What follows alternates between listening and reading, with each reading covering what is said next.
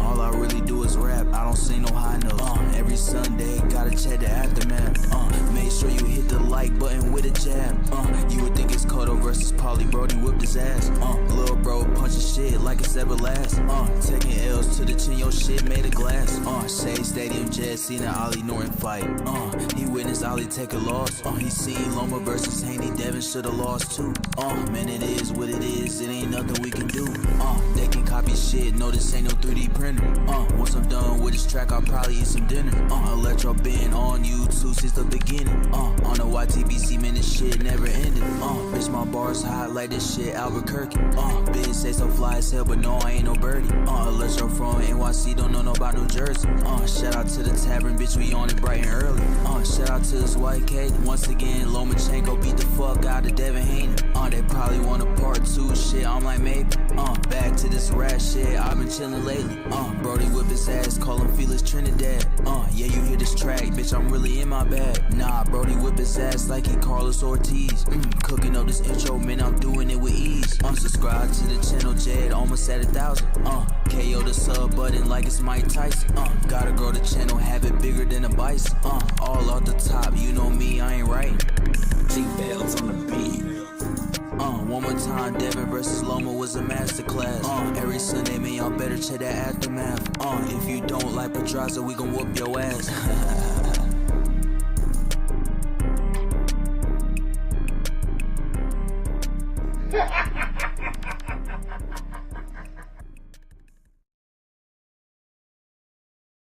What's up, guys? Welcome to Let's Talk.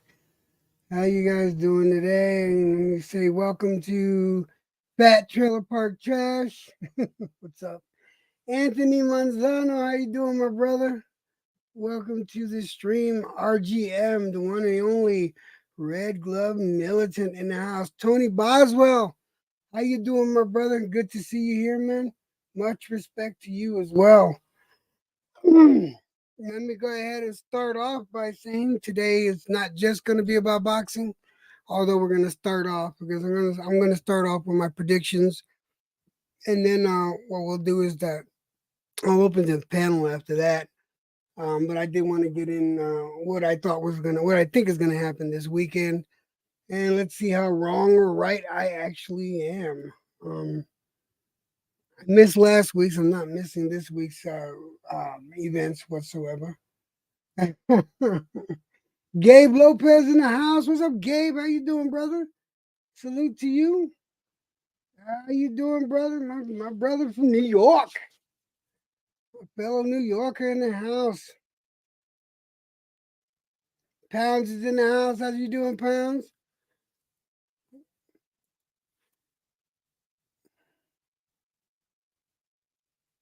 Oh, that sucked, man. We can talk about that after we talk about boxing or whatever. But yeah, that sucked. Suzanne Summers, I was actually a big fan of Three's Company, and I liked Chrissy a lot. I liked the nurse more. Don't ask me why. I just thought the nurse was hotter, but I had the crush on Joyce DeWitt. That's who I had the crush on, the little brunette girl. But let's move on. Let's talk about what's going to happen this weekend. So we got actually, I don't think it's a bad card. We got Rocha versus Santillan, and to be completely honest, I know people got Rocha winning that fight, but Santillan, he has a habit of pulling fights and winning fights out of nowhere, and he's 31-0. So for me, I got Santillan. I got him taking it, but I got him taking it. It's going the distance. That's how I feel about that one. Let's see. The next fight on that card is going to be Ramirez Batista. I got Ramirez taking that one. I got Ramirez taking it, and I think it's gonna happen around 7. I think it's gonna happen around 7 or 8 or something like that. I think. Let me see. How many rounds is that fight? Let's take a look. Fight info. This is going to be All right, it's gonna be a 10 rounder. So yeah, I think this is gonna go around 7 or 8. Shouldn't go any further than that. And I think Ramirez is gonna take it. Yeah, that's how I'm going with that. Let's see. Let's see who else is on the card. We also have Jojo Diaz is fighting too. Diaz versus Medina. I'm going with JoJo. I like JoJo. I think JoJo's going to take that one, and I think it's gonna. I think it's gonna. I don't think it's gonna go to distance. I don't think it's gonna go to distance. Nah, yeah, no, it'll go to distance, but Diaz will take it. JoJo's got that one. And then we got Fundora. I don't know if this is Fundura's sister or something, but she's definitely taller than Mucino. Mucino's like 5'4", and Fundura's like 5'10", 5'11", or some shit like that. So there's a big old reach difference and a big old fucking height difference. I'm gonna give it to Pandora. So yeah. Let's see what we got going on up here. I just wanted to give you my predictions. Let's see what else we got. The salute that Electric Jet's life is like a box of chocolates. Okay. Major Keys, what's up, brother? How you doing? Welcome to the stream. Welcome to the channel.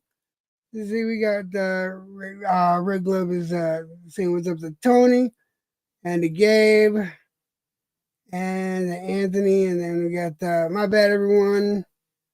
I left and came back. Oh, what's up, Tycho TV in the house? How you doing, brother? How you doing? Did Johnny Boy walk in this motherfucker? I don't know. Johnny doesn't think Johnny Boy doesn't think that this weekend's gonna be worth anything. Oh, wait a minute. Hold on a second. I see something going on right here. Let me fix this problem right now. Major Keys, I took away mods from everybody, but I gotta know who everybody is. I know who you are. So I know that you ain't gonna fuck around. And neither is this gentleman right here. All right. I'm starting to catch up to where everything was at, where it was at before. But anyway, yeah, that's my predictions. If anyone want to talk about what they think is gonna happen this weekend, that's fine. Y'all can come up here and talk with me about it. And then it's not just going to be boxing talk. We're going to talk about other stuff, random shit. Doesn't matter. It's not just about boxing today, but I wanted to open it up with boxing. And there's the link if y'all want to come up and chit chat. You don't have to start it off with boxing, but I just wanted to get my predictions out there. Guys, please interact with the channel. If you see that mark out there, if you see the emote with the heart, the smiley face, the party thing, please interact with that. Press one of those. Make sure you hit the like. Make sure you share and all that good stuff. I'm trying to get this channel moving in a positive direction, man. Major Keys, I know you've been busy, man, and you haven't been around much, but it's good to see you back. It's good to see you back, and yeah, just hopefully everything's good. I wish nothing but health and happiness to you and your family. You know that.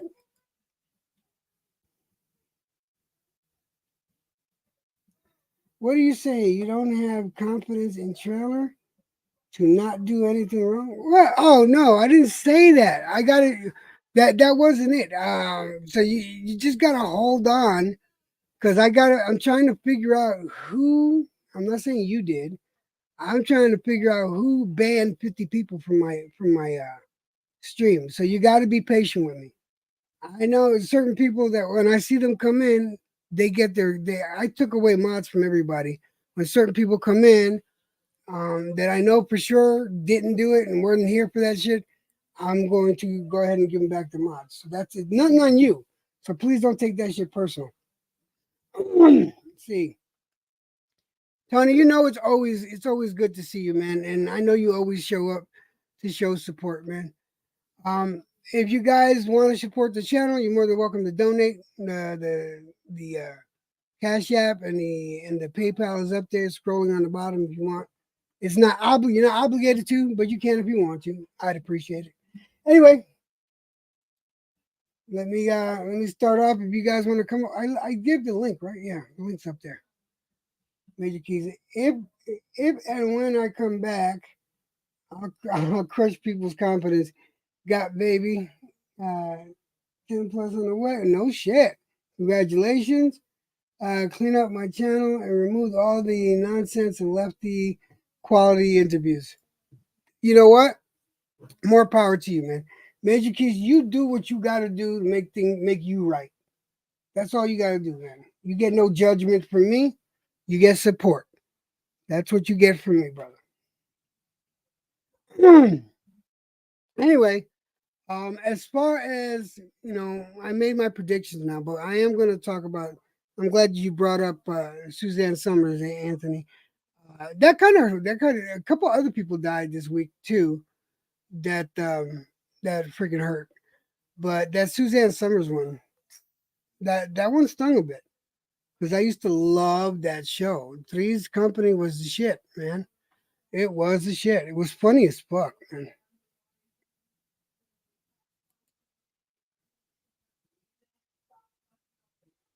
Is Major Key that guy with the really big chin? What the fuck? As the Major Key Boxing take your GM, Red Glove Milton says, God bless your baby and may your child be born healthy. May he be a masculine child.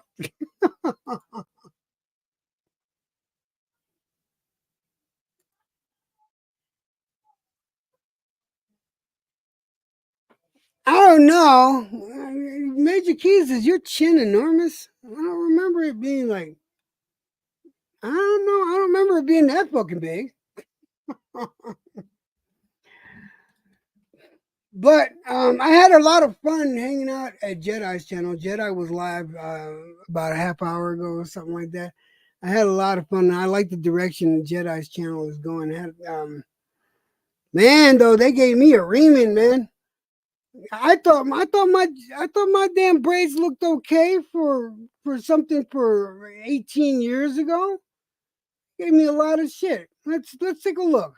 How bad do those braids look? Let me see. All right, those braids don't look that bad. I don't know what they're bitching. Let's see. There's one, two, three. A little teeny tiny one on top, four, and I know there's another one behind it. There's about 5 braids on there.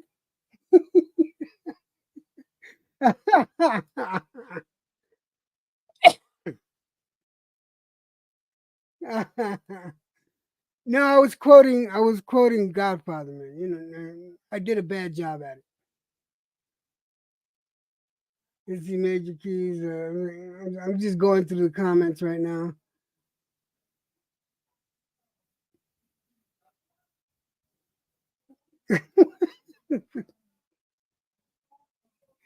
Let's see. Can't see those comments, EJ.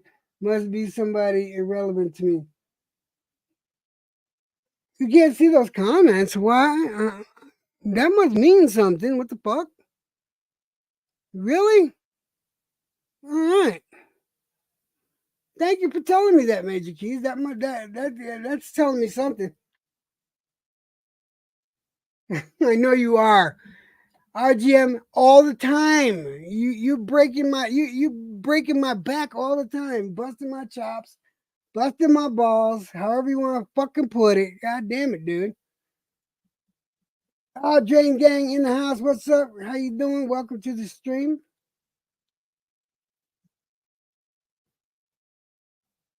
Ah, 1 minute. Yeah, I can see that. Maybe RGM. Mad Dog H in the house. How you doing, brother?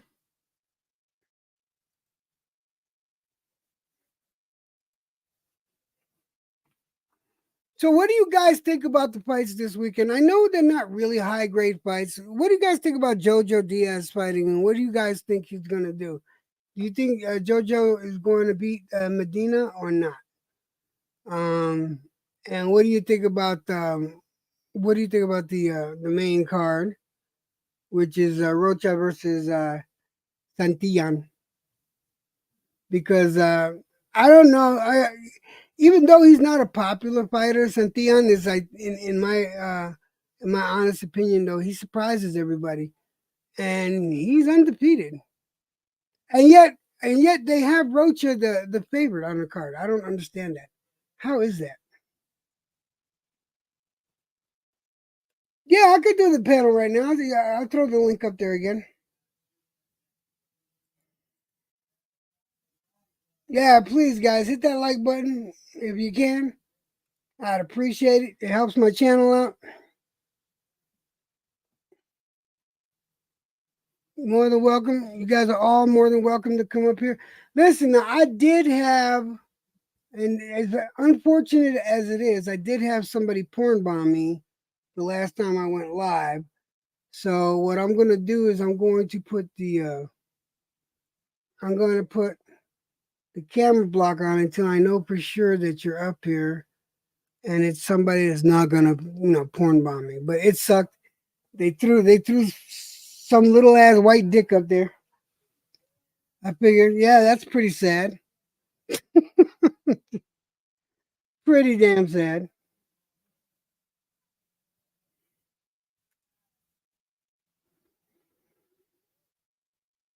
All right, RGM, good night, my brother. I'll see you tomorrow. Peace out. But yeah, guys, come on up. You're more than welcome to come up here and chat. I will be having the camera blocked off though until you get up on and show me your camera. Because last week they used G Funky's avatar and his name, and then they porn bombed me with G Funky. Of all people, cool guy, and they came in here with G Funky. And that would have been the first time G Funky came up on my panel. And that sucked. So yeah, I gotta be careful now. I'm not gonna let it happen again.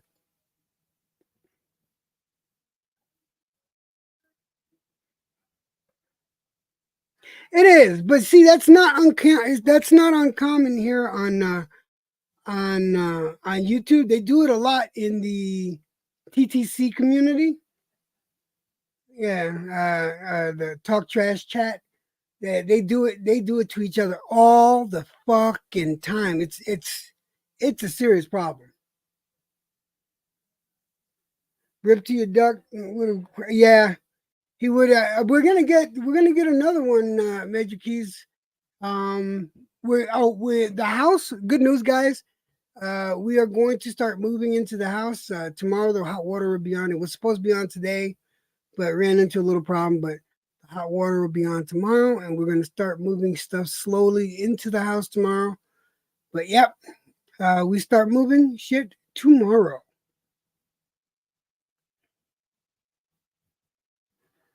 Yeah, trolling is one thing, but a lot of people just like to take it way, way overboard. Trolling and porn bombing, and fucking family talk is bullshit in my honest opinion. It's not my bag. First of all, I don't troll. I'm bad at it.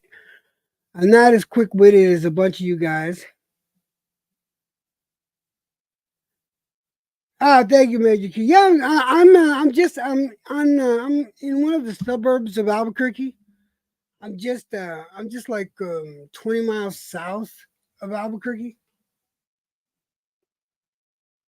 Yeah, but man, look, I'm telling you, the house looks good. The new roof is on it. It's anchored and blocked off. Great. Plumber came by, did all that. Dude, it's just ready to go. It passed it. It's passed its final inspection. So yeah.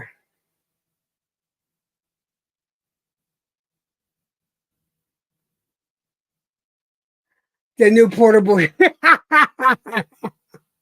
Yeah, the house, trailer park. You got to remember, houses expire for some reason. Yeah, because it's a house on wheel. It's not really a house, per se. According to some people, because it doesn't have a foundation, and which it actually does, because it's anchored into the fucking ground. But yeah, it's not a real home per se. And apparently, just because my trailer it was originally made in '82, I guess renovations don't count, new roofs don't count, new flooring don't count. I guess it still expires.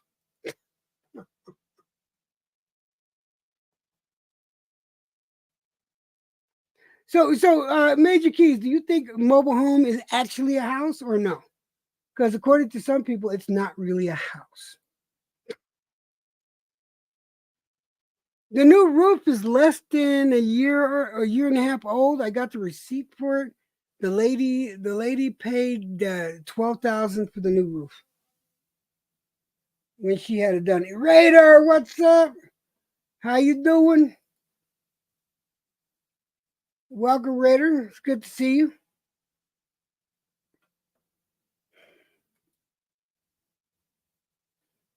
No, I was just saying, man, because some people don't think that a mobile home is actually a house. Puro, hey, unique Don, how you doing, sweetheart? Good to see you.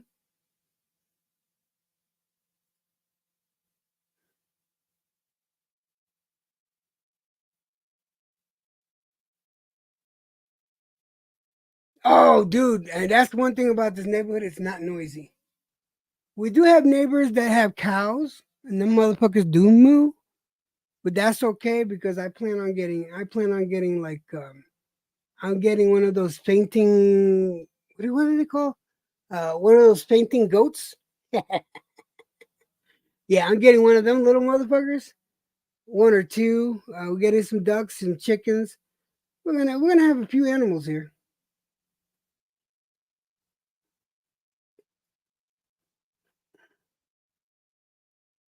You guys want the link?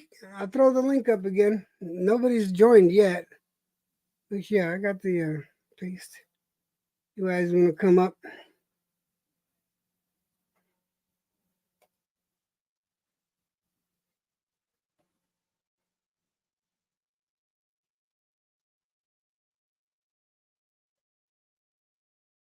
Let's see. Well, Danny Drew, welcome to the channel. Mobile home is no place to live. Hurricanes and tornadoes. Well, I don't live anywhere where a hurricane will come in, and I am on the west side of the Rocky Mountains. Well, I'm in the Rocky Mountains. We don't really get tornadoes up here. We did have one tornado touch down one time in the middle of the state fair, and it was right in the middle of the state fair, but I think it touched down for like a second and dissipated. So really, we don't get tornadoes up here. Yeah, so I'm pretty safe here. And like I said, the mobile home is is uh, is blocked and leveled.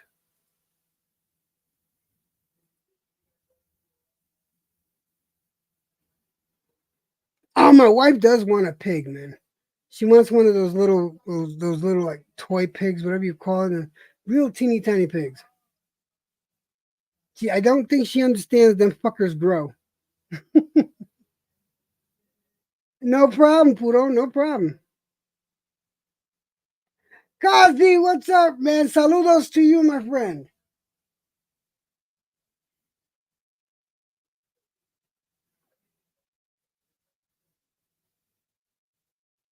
Dude, if Katie gets a pig, she's gonna have to worry. If that thing gets on my nerve, she's gonna have to worry about me making making bacon and pulled pork.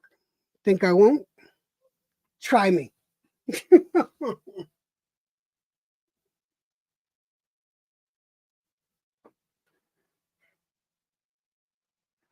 Oh, there you are, Kazi. Okay, I got you, brother.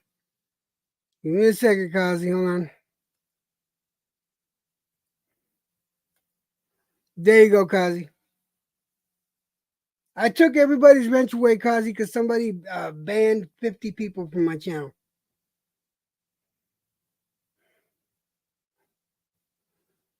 So I'm going. I'm giving the wrench back. I'm giving the wrenches back slowly, as long as I can verify who people are.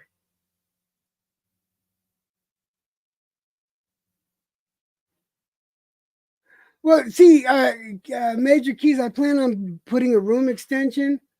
I put a. I'm going to add an extra room, and yeah, we're going to have a jacuzzi. Um, we're going to build a gaming room. That's going to be like it's going to be. I'm building a man cave, and Katie's going to have her she shed.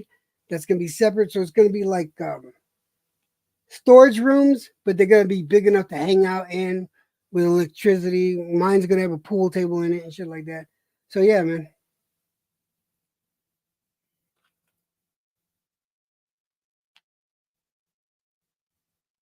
I don't know. I see your comments,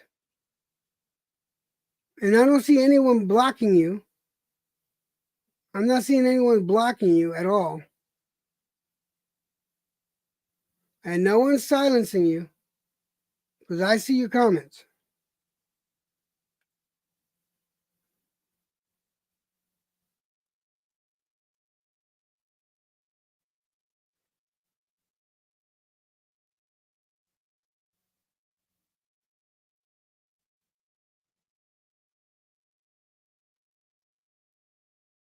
Yeah, Raider. I'm talking about mobile homes being a house. Apparently, some people don't think it's a house. That it's its own thing. Oh, okay, well, you can have your I have an acre of land, and I'm putting the mobile home on an acre of land, and I'm also going to be putting on that land a shelter, where an underground shelter. I'm going to get me one of those. What do you call it? The fuck is the name of those bomb shelters? Um, I don't know. It's pretty popular on YouTube, and the bomb shelter is going to cost about 80,000, and that's with installation. So yeah, I'll be just fine.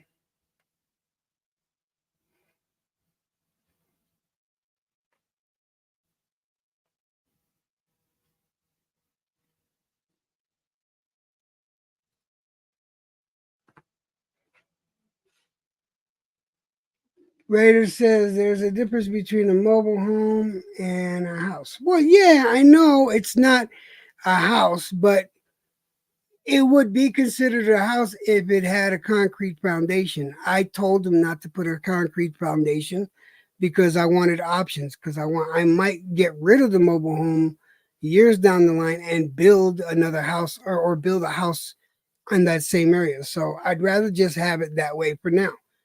I am putting in the bomb shelter. That thing is 70 by 15.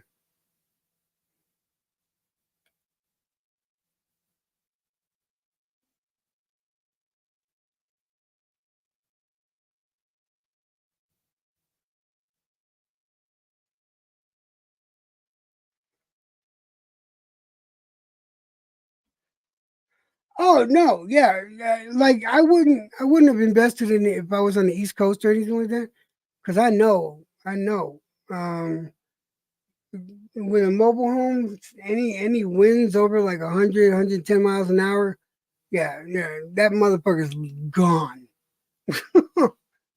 Even regular houses, you get winds over 100 miles an hour, and you lose part of the roofs and shit like that.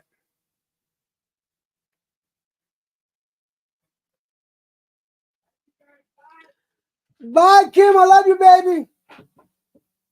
You want to come give me a hug?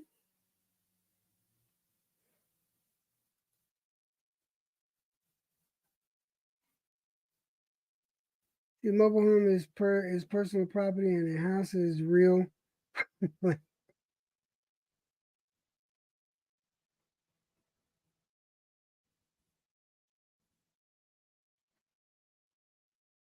All right, again, I told them not to put the concrete.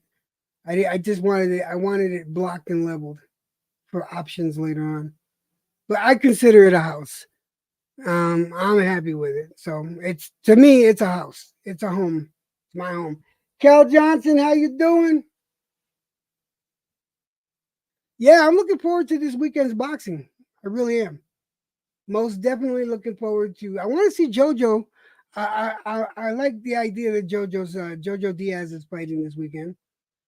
I had gave my predictions earlier, but yeah, the main event, Rocha and Santillan.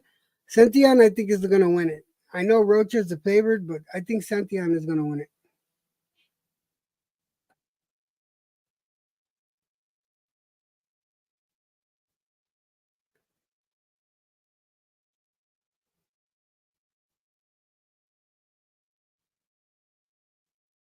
It's blocked in level, Major Keith. It's blocked in level on concrete pillars.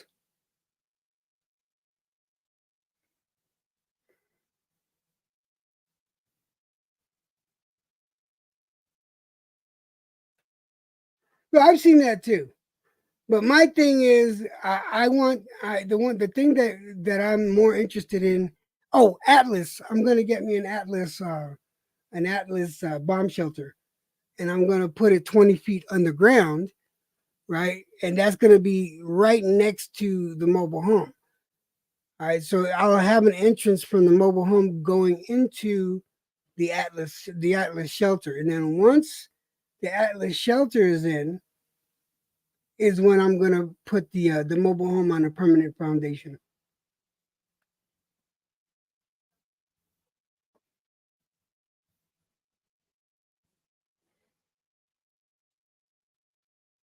That's fine, as long as you don't mind me.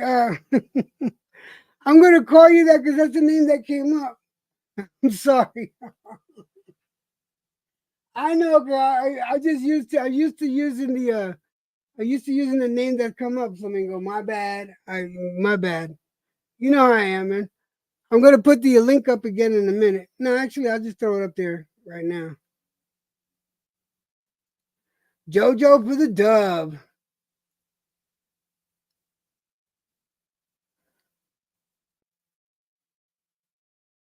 Fuego, how you doing? Welcome, guys. Make sure you hit the like button, share, subscribe, all that good stuff.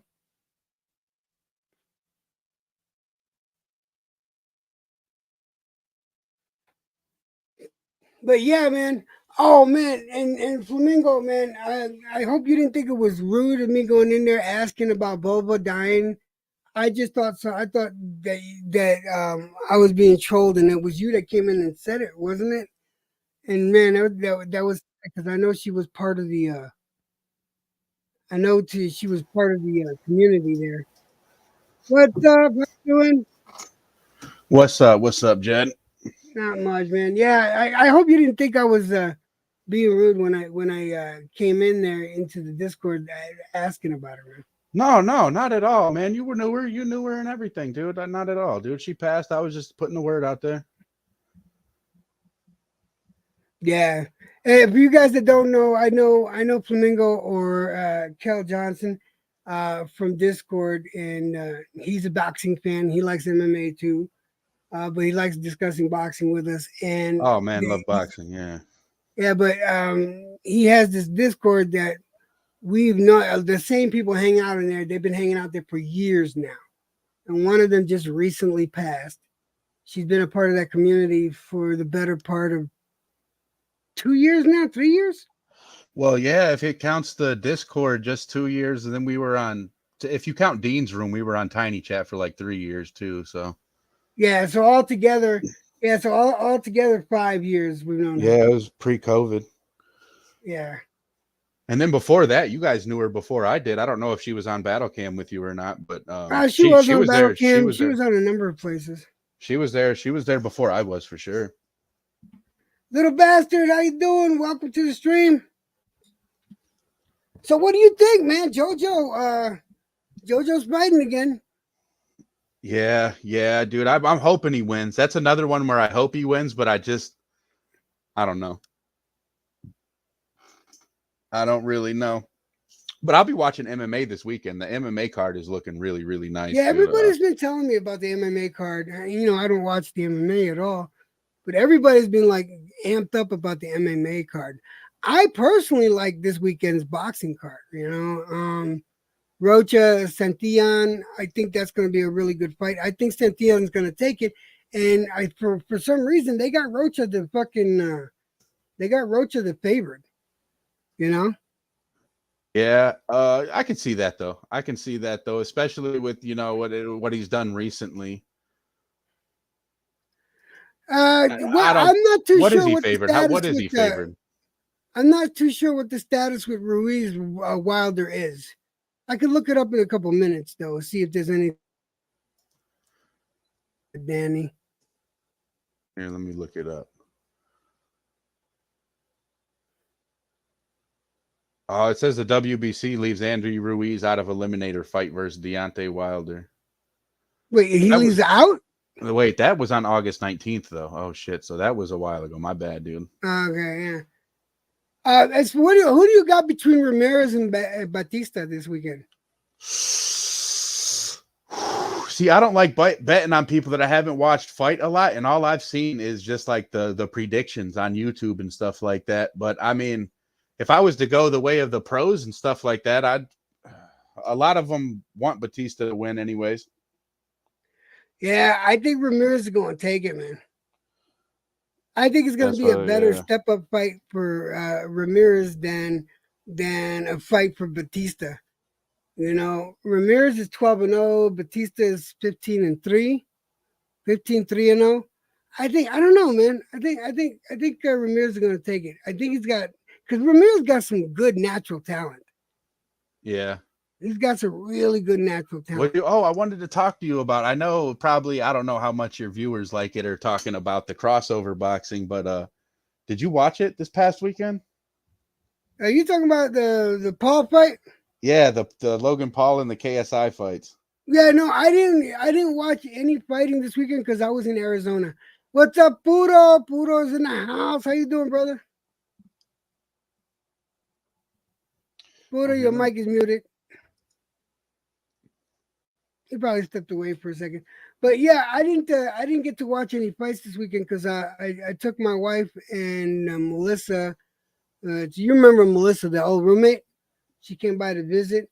I took them to Meteor Crater, and we hung out all weekend, just doing all kinds of shit out of town. Oh, that's cool, man. That's cool as hell. Yeah, it sucked because there was a lot of fighting that I wanted to see, but I had to make a choice. And there's the boxing kangaroo. What's up, Carl? My brother from an Australian mother. How you doing, man? Let me sure. Radgas no. Should I be hearing people, Jed? Yeah, Pudo is coming back. I think Pudo stepped away from the mic for a second. But yeah, Pudo's on the channel with us. I just have I know who's up here, so I can do this. I don't need to have this up here. I got porn bombed the other day. Yeah, I got caught, man, with my pants down. Uh-oh. Yeah, Pudo said he'd be right back. Hello. There he is. What's up, Pudo? Here I am. Hey, what's up, BJ? What's going on, man? Not much, man. So what do you think of the card this weekend, Pudo? I mean, I'm looking forward to Jojo Diaz, and I think the Rocha fight's going to be pretty good. But I think Santillan is going to win that fight. Yeah, I got Rocha in that one, and I'm looking forward to it. I'm actually try to be in the building for that one. It's in Inglewood. Give me a second. The wife wants something. I'll be right back. No worries. Go ahead. Oh, Carl, the house is done. The house is done. The heat will be hooked up tomorrow, and we start moving in tomorrow. Well, we're gonna slowly move shit over there, but it's done. The final approval was passed. Yeah, I'm happy, brother. I am happy. Now we can start on additions and shit like that.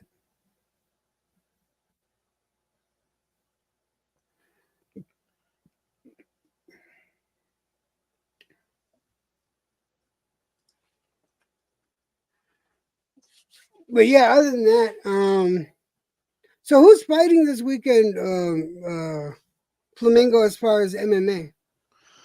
They got the Chimaev guy and the Islam Makhachev. I think that it's Islam Makhachev versus Volkanovski, and then it's the Makhachev, which is the heavier guy, versus Usman. Yeah, that's how it goes. Yeah, that's who's fighting this weekend. Oh yeah. And it's just these guys. It's a lot of I like it when undefeated guys go against, you know what I'm saying, a really good competition. And it's both of those guys are undefeated and going against really good competition. So Boxing Kangaroo says the Volk returns. who else is fighting this weekend? I know Linares is fighting. That's right. Yeah. Is it this weekend? Yeah, that's this weekend. I think that's tomorrow. Wait, who's Linares fighting? So English guy, right? I don't know who his name is, but he's fighting some English guy. I think it's in England that he's fighting them. Is it a regional guy? Is it a regional champion? It's someone that I had not heard of. Until like I seen the rundown of people that he'd fought, and he's fought a couple like named fighters. I can't really remember who it was, but yeah, I seen the little countdown. I seen the little countdown fight for them guys. I thought that was the major fight this week. I really didn't know JoJo was fighting this weekend. See, all right, let me review the boxing schedule. The actual, all right, the only fights they got showing up for me is Rocha, Ramirez, Batista, Gonzalez, Zapata. It's not talking about yeah. October. See, it's got it. I wish I could share my screen with you. ESPN's got it here. I'll post a link in your chat. Am I allowed to do that? Yeah, you can post a link in the chat. All right. So this is what I'm looking at here. And it's got Linares fighting this weekend. Fighting Catterall? Oh, yeah, okay. Yeah, that's the guy's name. Yeah. Oh shit, that's gonna be an interesting fight. Catterall, that's the one they did that's the one that they did the countdown for. Yeah, and I remember hearing about it. Yeah, Catterall might take that, man. I like Linares, but he's getting older, and Catterall, man. I've heard of him. I've actually seen that guy fight before, you know what I'm saying? And I've never seen the other guys. And it's always hard to, and I know that he's a legit professional, and just when I see someone else is working their way Catterall up, remember when Taylor had that fight that everyone was bitching about that he lost? Jermaine Taylor? It was against Catterall. Against Catterall. Oh, okay. Yeah. So he's been around for a while. Let me see. Let me box wreck him. Yeah, Jack Catterall. That's a cool website, this StreamYard. I like that. Oh yeah, StreamYard works, and the thing is, it also works on Discord. So, I'm glad that so that fight. I'd keep an eye on that. MMA this weekend though, because there's just real heavy chances for knockouts and like really mean fights and stuff. Dude, I've been hearing about those fights all weekend, more so than about the boxing matches. No lie. It's just rare that you get those, and it's like an all Russian night too, man. Them guys, they're both of the main guys that are fighting they're both Russian from the same place, the Chechnya. You know what I've been watching lately? No lie. I've been watching them slap matches. Oh yeah, you get on Rumble, dude. Rumble's got a whole section for them. Yeah, I'm starting to watch them slap matches. Those are fucking crazy. Those are crazy, man. I like watching some of the replays of that shit, and the women are the fucking funniest, man. Yeah, some of them can slap, man. That's a sport I would never do there, dude. That's almost like guaranteed getting knocked out. Sorry about that. I'm back. Welcome back. Thank you, fucking women. Yeah, they got this Catterall guy favored, dude. I'm surprised. Yeah, I was thinking about it. Yeah, now that I know about the fight, I just didn't know who he was fighting. Leonardus is on the older side, and I like Leonardus, don't get me wrong, but Catterall, Catterall did a really good job against Josh Taylor. I mean, legit, he won. Oh yeah, Josh, not Jermaine. I keep saying Jermaine, dude. Yeah. I call that guy Jermaine Taylor so many times, dude. Catterall legit won that fight. I'm gonna tell you right now. He beat Josh Taylor. In my honest opinion, he did a better job against Josh Taylor than. No, he did about an equal job against Josh Taylor as as Teofimo did. I thought the fight was close, to be honest. Like, I ain't mad at you that you thought Catterall won. I thought Josh won, to be honest. Oh, you thought Josh won? Yeah, I thought it was close, but like literally, like fucking like a round here or there, Yeah. I get you. On my scorecard, that's how close it was. A lot of people were like, "Oh my God, it's a robbery," blah blah. But I didn't think so. Yeah, but I thought that Catterall did about equal job as Teo did, and I didn't see anybody arguing about whether Teo won or not. Yeah, that one was clear. Yeah, facts. Factual facts. Yeah, they got Linares is like plus 200. Damn, I've never even heard of the other dude. He's a plus 200, Linares, really? Yeah. I might have to put a couple dollars on him. I wouldn't, to be honest. But I just think he should be like a plus like 1,200, bro. I think Catterall's going to be. I think a lot of it's just the name, man, because I've heard of Linares before and I haven't heard of Catterall. You know what I'm saying? So it's probably people getting on there like, oh, yeah, this might be a setup fight for him. All right. Yeah, that makes sense, actually. But see, Gabe says that Taylor got a give decision because that fight was in Scotland.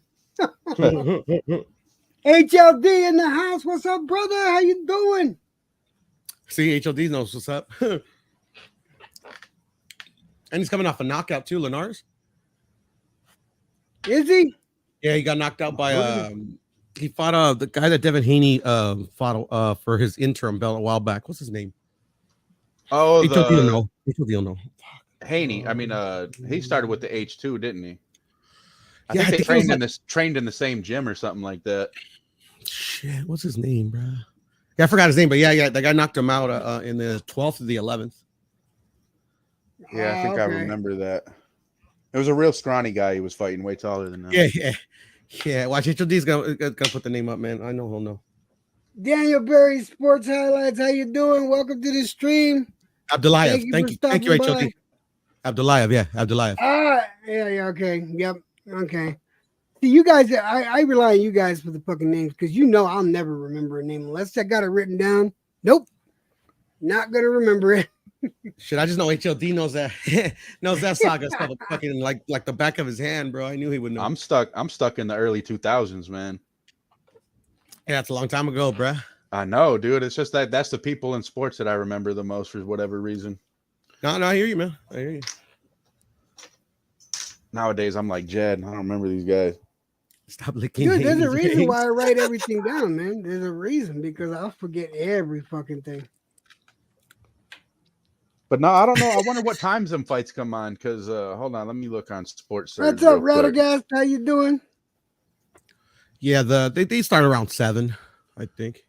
If you go to this website called Box.live, it tells you like estimated ring walk times and shit like that. Yeah, no, I got Box.live up, and as far as see, they're not showing the Catterall. Oh, there it is. See, right? They both start their main card at 8 p.m. Eastern time. The Rocha and Santillan and the Linares and Catterall both do. I guess there's Joshua Buatsi and Dan Aziz. I've never heard of him, but I guess they're fighting this weekend too. Oh, did it get canceled? Yeah, it got canceled. One of them pulled out. I believe Aziz pulled out. Oh no! HLD in the house. What's up, brother? Who's gonna Electro? Who's gonna everybody on the panel? Who's gonna Puro? ¿Qué ole, güey? What's up, güey? Childi, what's going on, man? Man, todo bien, man. Cool, Ding, cool. ding, dong. The bitch is dead. I mean, the BBC is dead. Okay, Childi. Yeah, I knew Childi would be fucking happy as a clam, bro. You know, it's. Look, to be honest, it's sad that Showtime itself is out of the game. That's what's sad because they're a good production company. It's not the platform that sucks. It's PBC putting on shitty fights that the subscribers are not tuning into, which Exactly. the head honchos upstairs, you know, they don't look at, you know, they don't give a fuck who's fighting. They just want to know how many people are watching for how much we're paying. And these guys, they man. slack on their pay-per-views, man. They slack on them. Well, no, pay-per-view numbers, pay-per-views has nothing to do with it. It's about Showtime's it's a subscriber app, right? You subscribe to it Yeah. on your, and less than, I think, like 1% of the subscribers tune in to watch these fights that they put on Showtime itself, and it's not good enough. All they've been doing is doing pay-per-views and, you know, some shitty ass fights on the network that nobody's tuning in. So yeah, they don't buy that. They ain't selling them pay-per-views. DAZN sells way more pay-per-views now. No, you're not understanding. It's not about pay-per-views. It's about network watching. People who, when you go to Showtime and they got a fight on the, you know, on Showtime itself, you know, you just tune in. You're not paying no pay-per-view. You just pay the Showtime's subscription. So Shit. Oh, that beats me. Do they still do free fights? Damn. well, yeah, the free fights is not good. Is what they, you know, that's what they have boxing for. It's for subscriber retention and to add on. It's the same thing like DAZN. DAZN is supposed to have, you know, before they went to pay-per-view, they had Canelo, AJ, and all this shit, and we were watching all these fights for the subscription. So yeah, it's worth it, right? But now that they're trying to do pay-per-views, is DAZN really that much worth getting? I mean, they're not putting any decent fights. So who's the king right now? That's ESPN Top Rank, because we get the most fights for the subscription price. Let me ask you. And then ESPN's dropping Top Rank. That's what I hear through the grapevine. Who's gonna fill in the shoes for Showtime now? Because I've been hearing shit like Amazon and shit like the Amazon Prime. It's a lot of speculation. I'm hoping that that old fart decides to just kick the bucket with it and sell off and have the fighters be absorbed by the rest of the promoters. I think that is what's best. We don't need the PBC model, you know, and then hopefully that puts more fighters out in the market, so that they can put them on regular, regular network, and at the same time, since there's more fighters, that means, it's less paid. They're not overpaid. You know, because that's what's happening. The model of the PBC is, you know, the Thurman and Mario Barrios on pay-per-view. You know what I mean? Yeah, that's the bullshit right there. Right, that's bullshit. I got a question. The Prograis fight, the Haney Prograis fight. Just out of curiosity, I'll let you go first, HLD. Who do you got? You know what? It just bothers me what I seen, you know, with the last fight with Regis Prograis, and I would like to say, is there a bounce back? You know what I mean? But what bothers me is his age, right? But before that fight, I had Prograis knocking Haney out. I'm not there yet to make that final prediction, because I think Haney has the skills to just pity patty amateur, you know, Olympic style, pointing him and to get a decision. That is possible. Man, I'm a little torn right now. I can't really say who I want to win. Yeah, you can ask me that.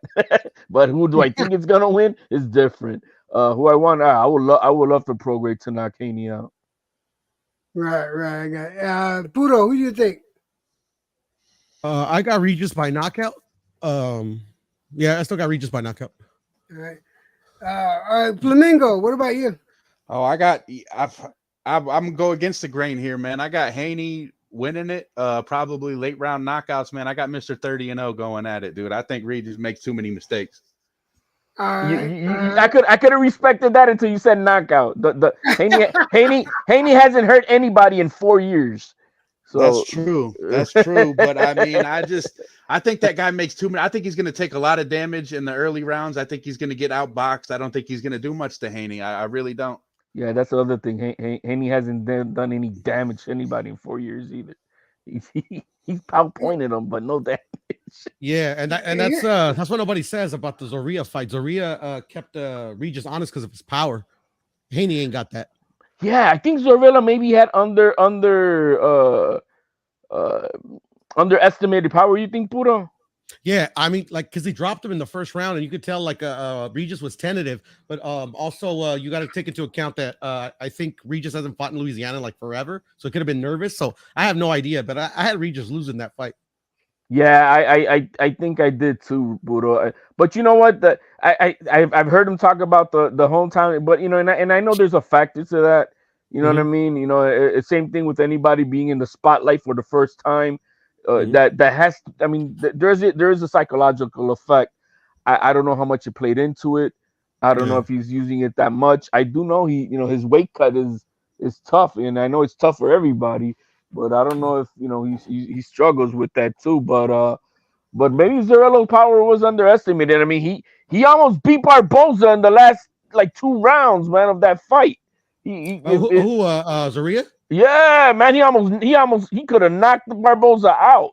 I mean, I remember watching that fight. I thought Barboza won it like pretty handily, but yeah, I do remember at the last couple of rounds that he ended up landing. Yeah, man, I'm like, damn. I think if it would have been 12 rounds, I think Zorilla would have cooked them. But maybe could have, should have. Yeah, I'm gonna put my 2 cents here now. And here's the thing. Now I've been judging Regis on his last 3 fights, not just his last fight. And a lot of people seem to forget that Zorrillo had a really good fight and he did a good job. And I was thinking about how he did in the last few rounds of that fight. And styles make fights. People have a tendency to forget that. I'm not saying you guys, but because people have a tendency of forgetting that, they'll say because a fighter didn't look good this one particular fight, he's going to do shitty. The 2 previous fights before that, Regis looked really fucking good, really fucking strong, very accurate. He was conservative with his punches. He was accurate with his punches. He doesn't like wasting a lot of energy. He wants to get it done and done quickly, accurately, just straight to the point. And Regis has that one-hitter quitter. All right? There's no doubt about it. He has the one-hitter quitter as well as the accumulative power. That being said, there's no way, in my honest opinion, that Haney's gonna get away without getting tagged. He's getting touched, and if Regis touches him, he's gonna get hurt. So I got Regis by knockout. Really? Yep. You know, the only thing like that, the only thing that makes me hesitant about fighter could have an off night, and is that if he was a young dude, I get it. But when you're older, can it be the older factor now? What I mean? He's not going to get a decision. It's got to be my knockout. Yeah, I would think so. I would think so. You really can't totally discredit this. I'm not going to totally discredit Haney's skill that he can just do what Zorilla did. You know what I mean? But Buddha is a factor. It's about can he keep Prograis honest? That's the $1 million question, right? Yeah. Here's my thing. All right, he got away twice with tagging up Kambosos. All right, he got away with it twice, just like playing that touch-up game. Well, actually, the second time he actually mixed it up because he didn't. He did a little better. He didn't fear Kambosos. I thought he was gonna knock out Kambosos, to be honest, in the second one. But credit to Kambosos, stayed up. My thing here is, Regis is not Kambosos. Regis is going to touch him, no doubt. Regis is going to touch him. Now, how well he touches him, I know that if he gets a combination or 2 off on him, he's gonna hurt Haney. Haney's not gonna be able to avoid Regis all fucking night. Not the way he did with Kambosos. He's not gonna pull that. But what I do know is what you were saying about Electro. What you're saying about he cannot be conservative in this fight. He can't be just I'm gonna wait and he's gotta go in there like a wrecking ball. He's gotta go there Sean Porter style. He's gotta be Well, JoJo Diaz style. The big He- deal with that, if he catches him right, yeah, then because Regis knows how to close out a fight. Regis knows how to capitalize on a hole. So if he hurts him, you best believe he's gonna pounce on him. Now, if JoJo Diaz was able to man, that's still outside of Lomachenko. I think The Lomachenko. word you're looking for is beat him. I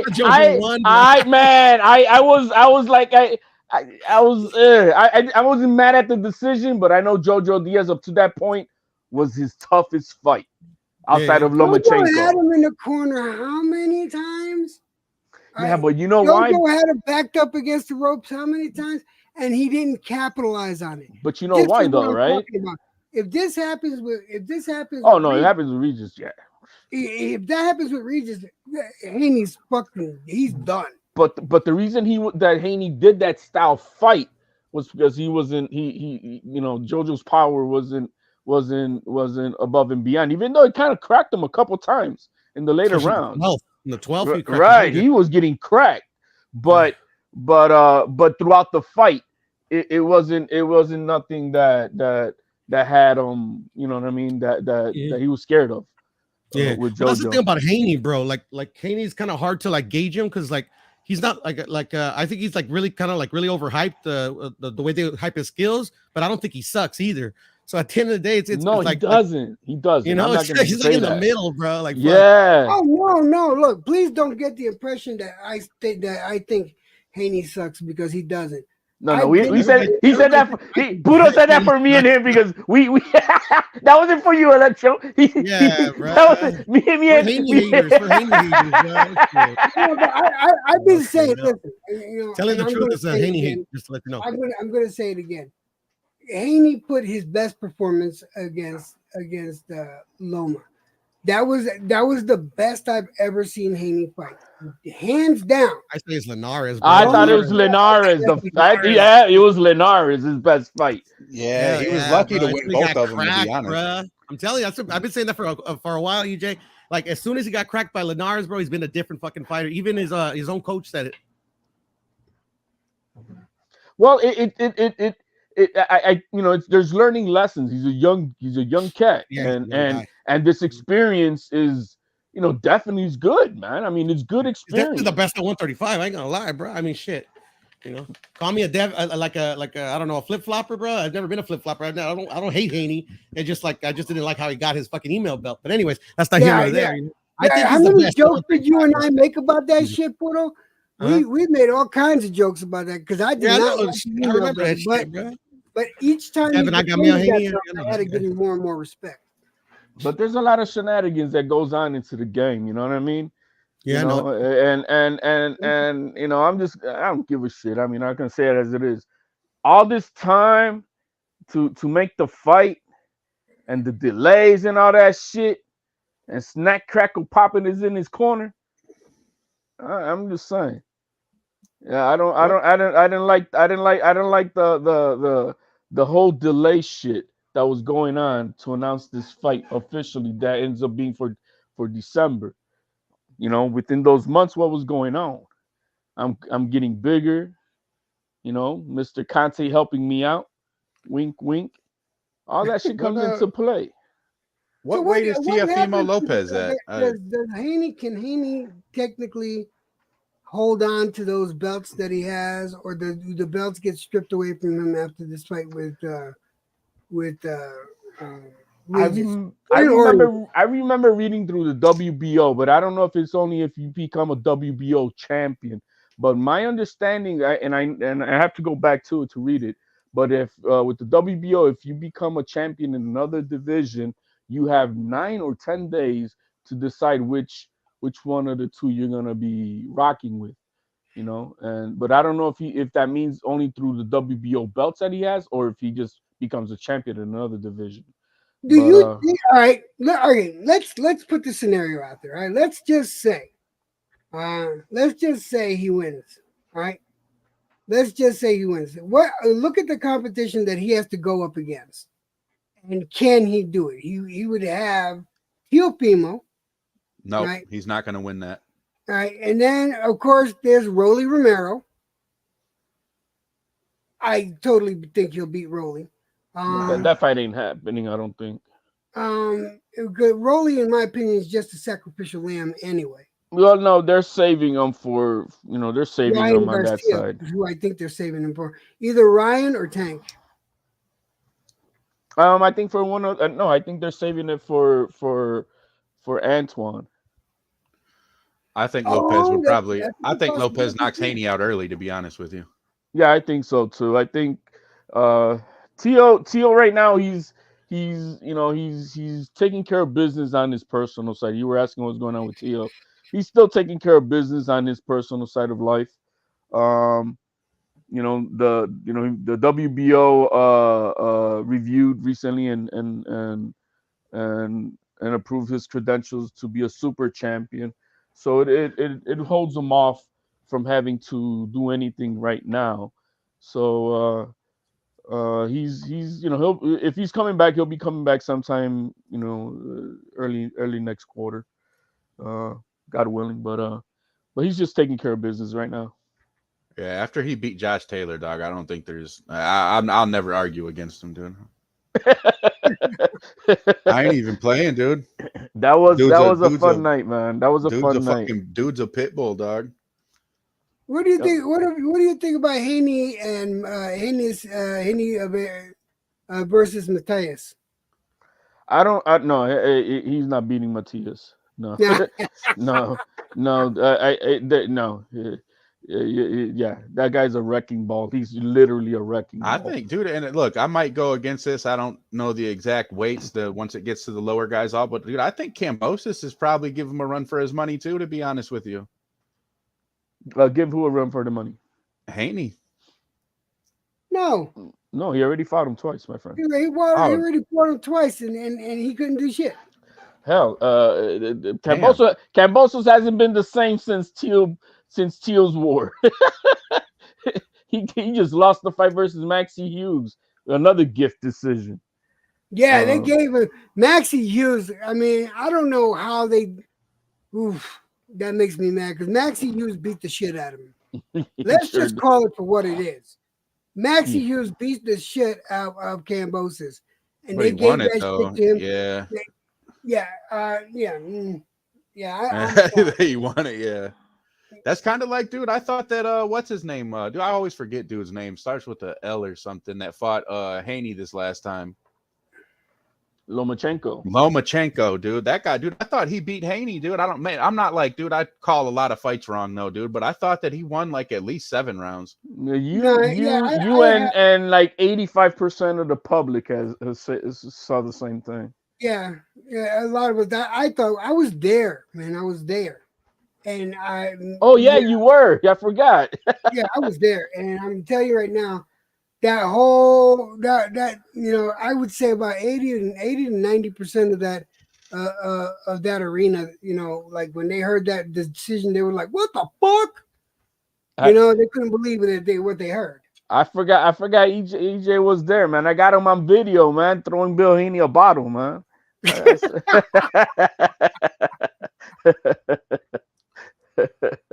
That was funny, but yeah, I mean, the truth is, man, boxing, all sports are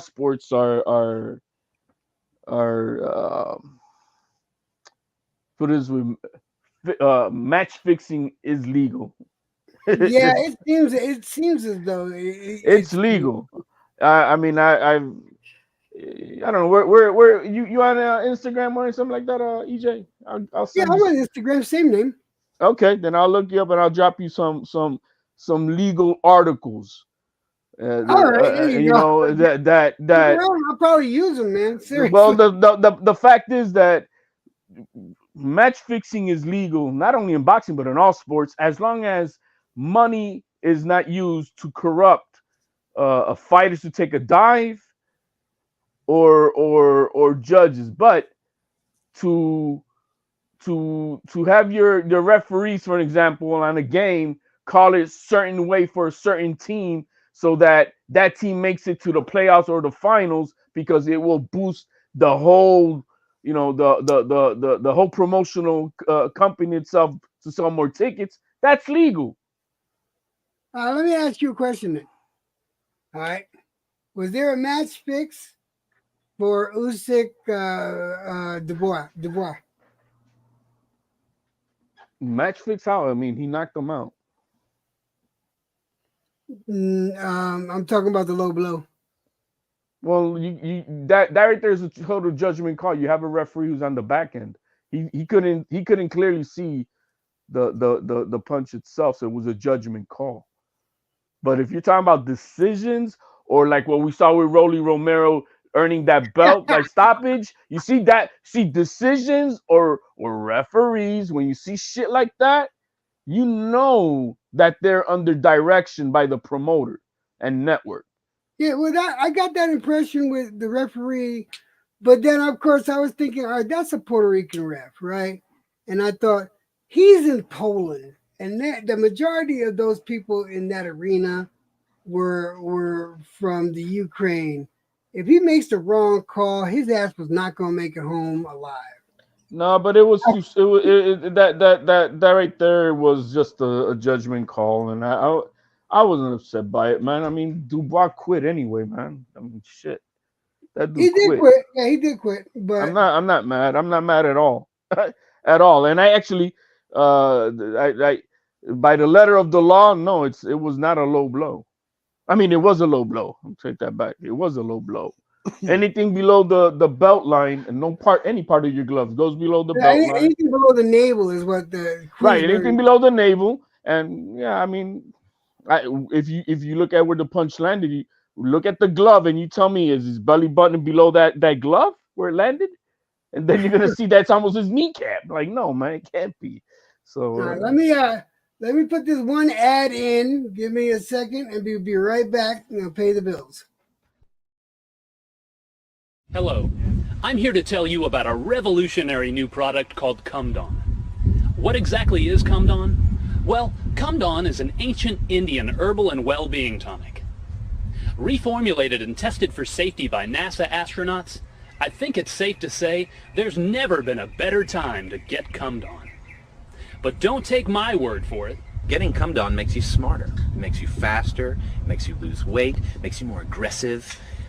You know, when I started getting Cumdon, I got a promotion right away. People knew there was something different about me. They're like, Matt, what's different about you? I'm like, well, I just got Cumdon. It changed my life. Once I got Cumdon, I got not one boyfriend, like 6 boyfriends, you know, because they knew how much I loved getting Cumdon. And the weird thing is, like, suddenly they started getting Cumdon. You can get your friends Cumdon. You can get your wife Cumdon. You can get your kids Cumdon. You can get your grandma Cumdon. What are you waiting for? Get out and get Cumdon. I first got Cumdon from my son, and then I went out and I got my wife Cumdon, and the results were just instantaneous. You could see it on her face. This product, it is just, And during this limited time offer, the first 50 callers will get an amazing new product called Jizzed In. Call now, get Cumdon, get Jizzed In. What are you waiting for? We got Cumdon and we love. Hello, I'm here to tell you about a revolutionary new product called Cumdon. Sorry. You know what that's good for, that name right there? You know, when you got some of these news networks and they're trying to read some tweets or something like that, and you send it in. Well, we got a tweet from Cumdon. And they read it. or make an order, you know what I mean? At Starbucks. Espresso latte for Cumdon. Would you like to get jizzed in? Yeah, sorry, but I gotta play that every once in a while. It's just too funny. But you guys were talking about, man, Linares, that plus 200. That's just so that you could put money on it and lose it. That's why they did it. That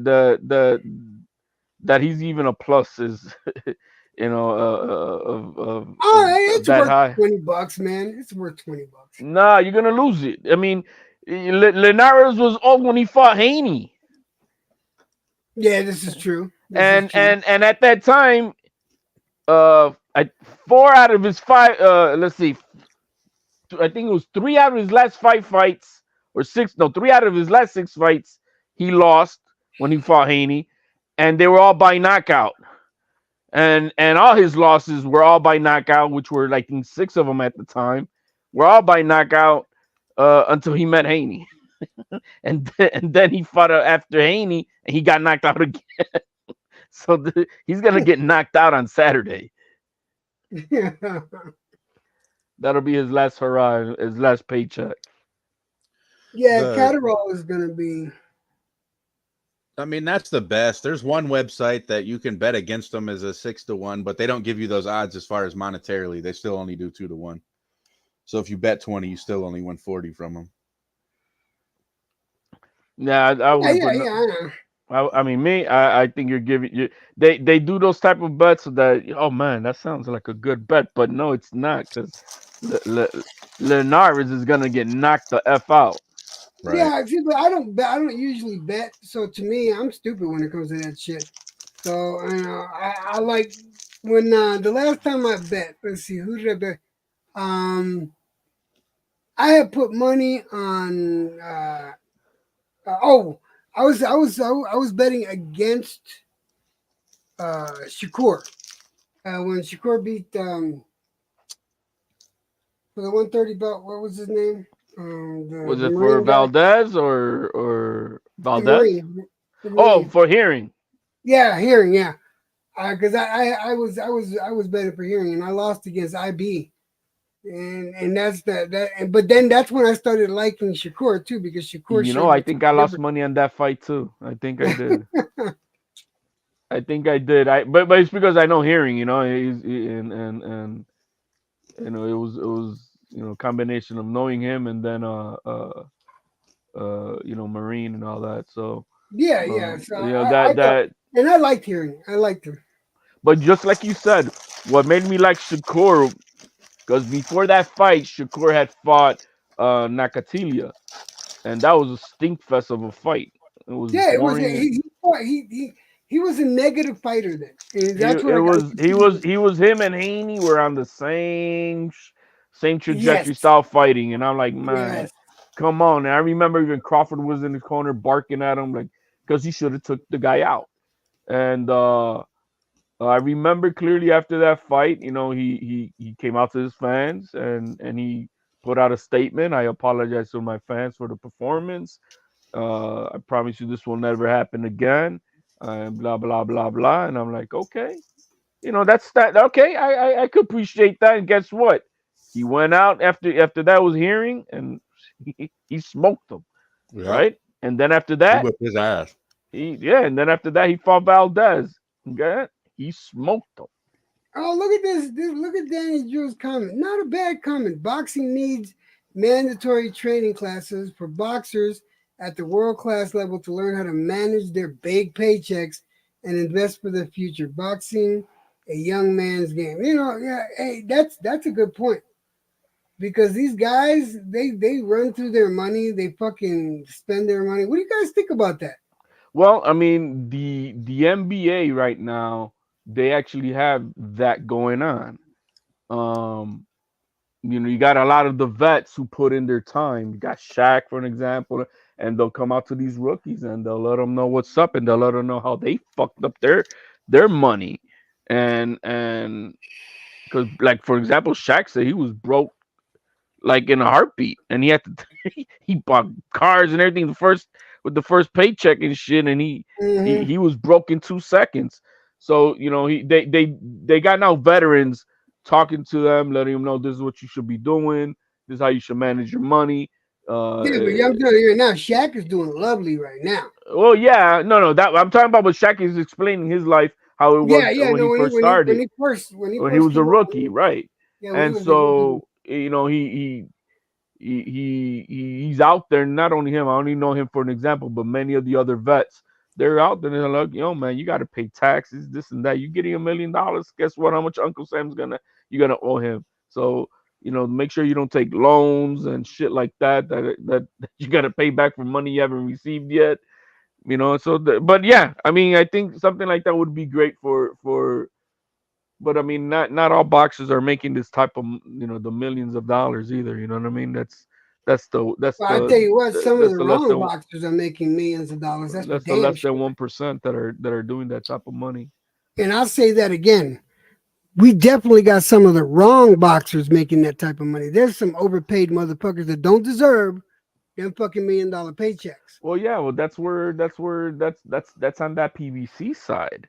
They're the ones who have been doing all this bullshit with pay-per-views and Canelo getting 50 million and the other guy getting 20 or 14, whatever the fuck he got.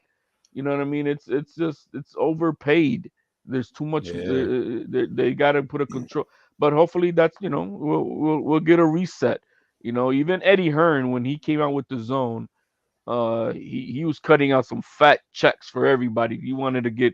Eddie Hearn's one of the worst ones to do it, man.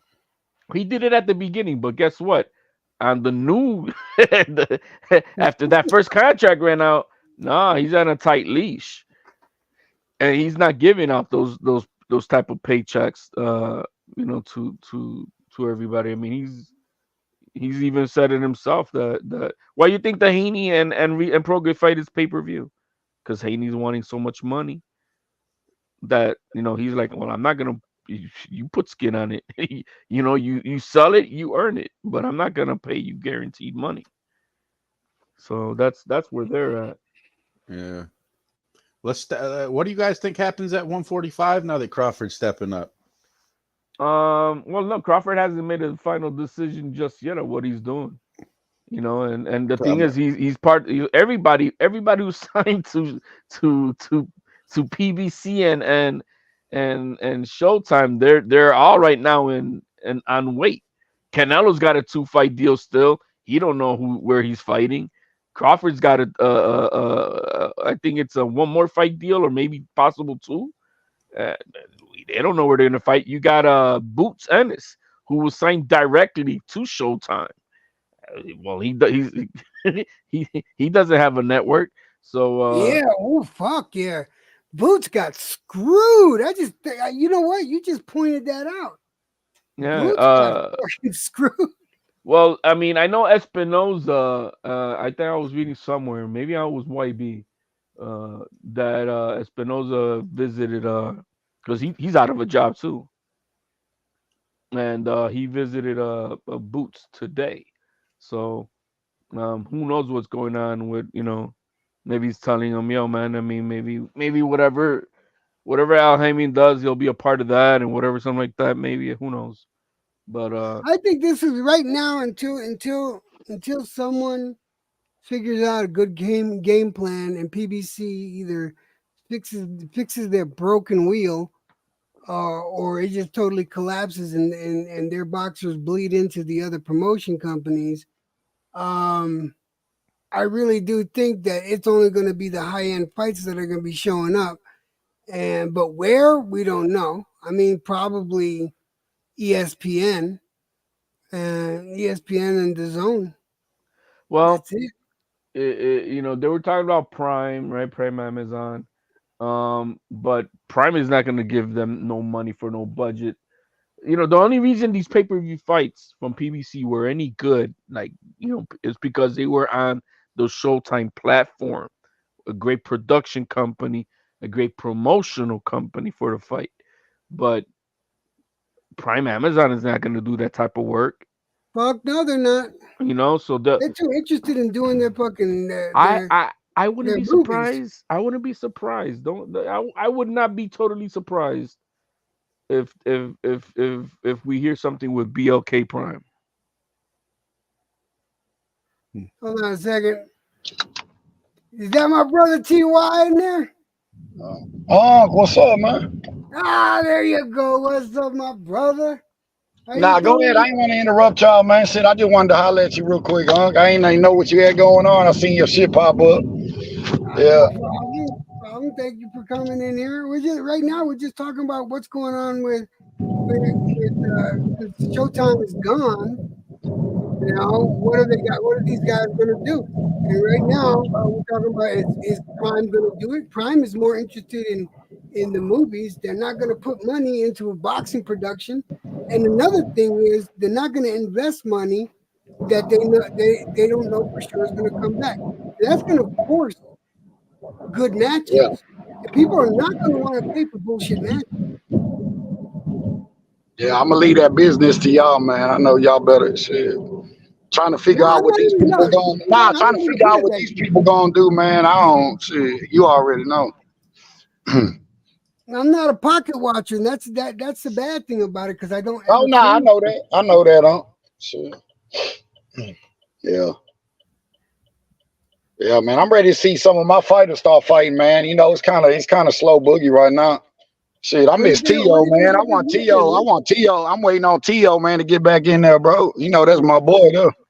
What do you think about this weekend? You got any picks for this weekend?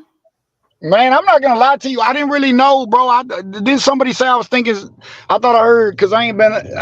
Somebody say Linares or somebody who's really fighting. I'm gonna be honest with you, Wong. I'm on some bullshit this weekend. Look, I'm more excited about the two UFC fights, bro. Yeah, Kamaru and Chimaev and Volk and what's it called, bro. I ain't really heard nothing this weekend besides somebody said Linares is fighting or something. Yeah, Linares is fighting Catterall, man. Oh, Linares is fighting Catterall? Yep. Tomorrow, actually. Damn, on a Friday? Yeah. Yeah. What's that on? The Zone or something? I mean, Top Rank? That's gonna be on ESPN. I mean ESPN? Yep. Okay. No, that's the Zone.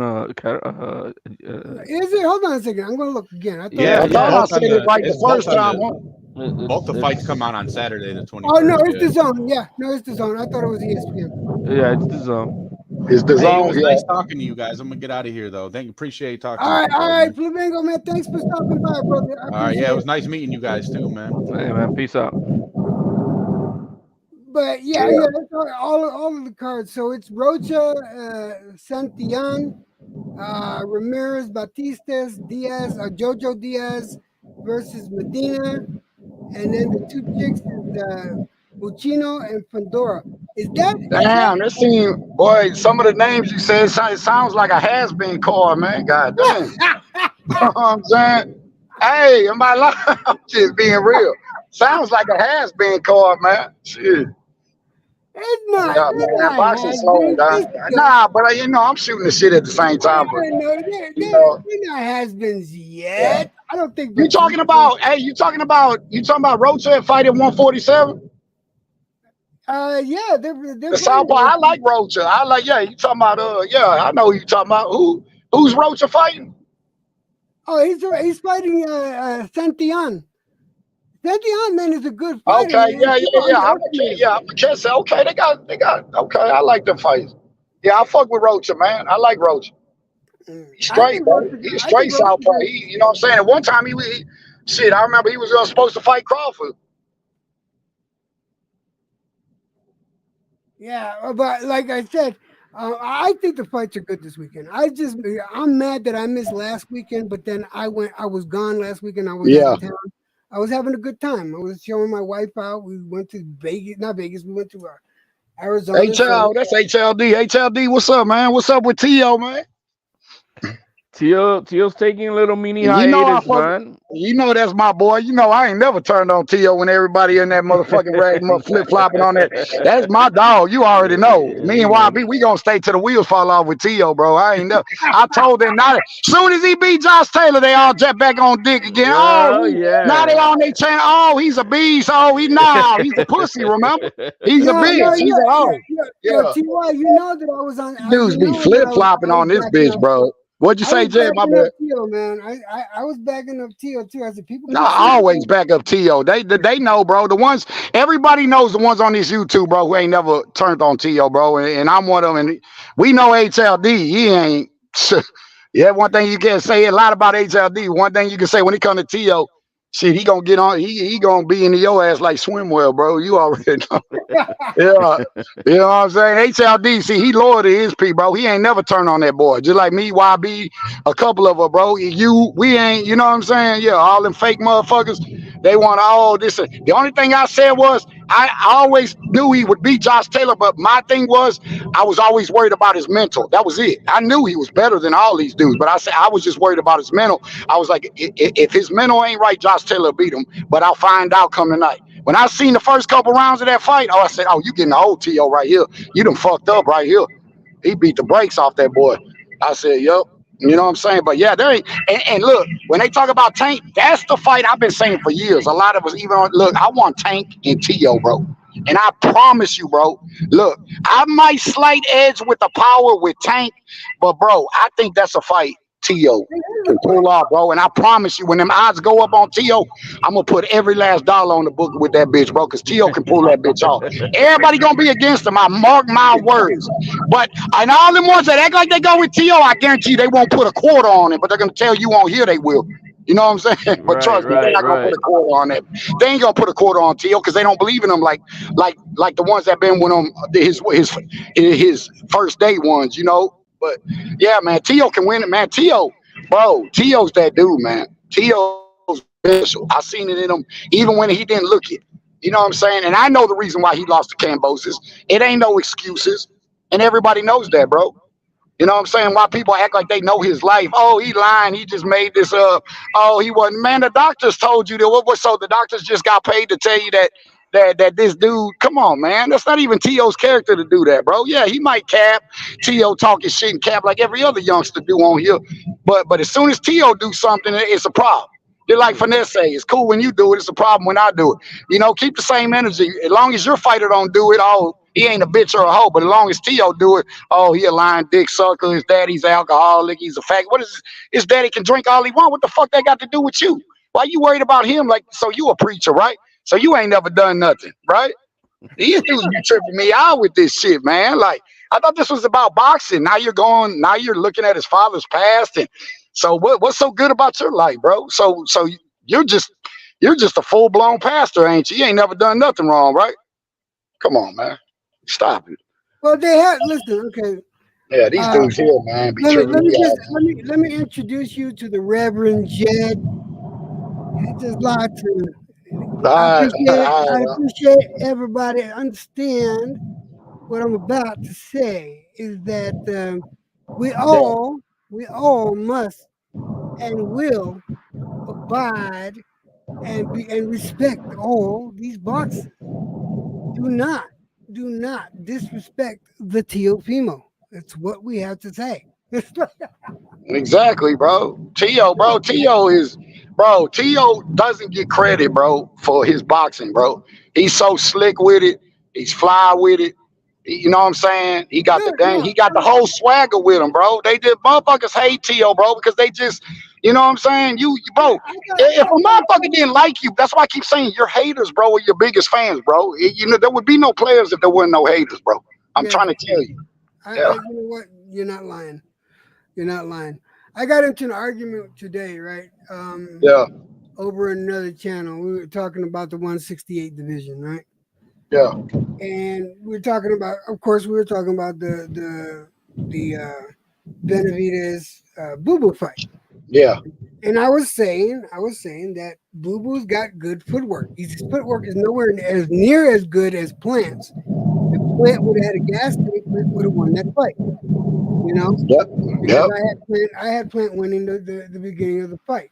Now, and I was saying this is going to be the best fight that Boo Boo has had. But if Boo Boo could see and find the holes in Benavidez's armor, which he does have many holes, will he be able to A, capitalize on it, B, execute, and C, survive, and be able to go through at least 10, 12, go through the 12 rounds?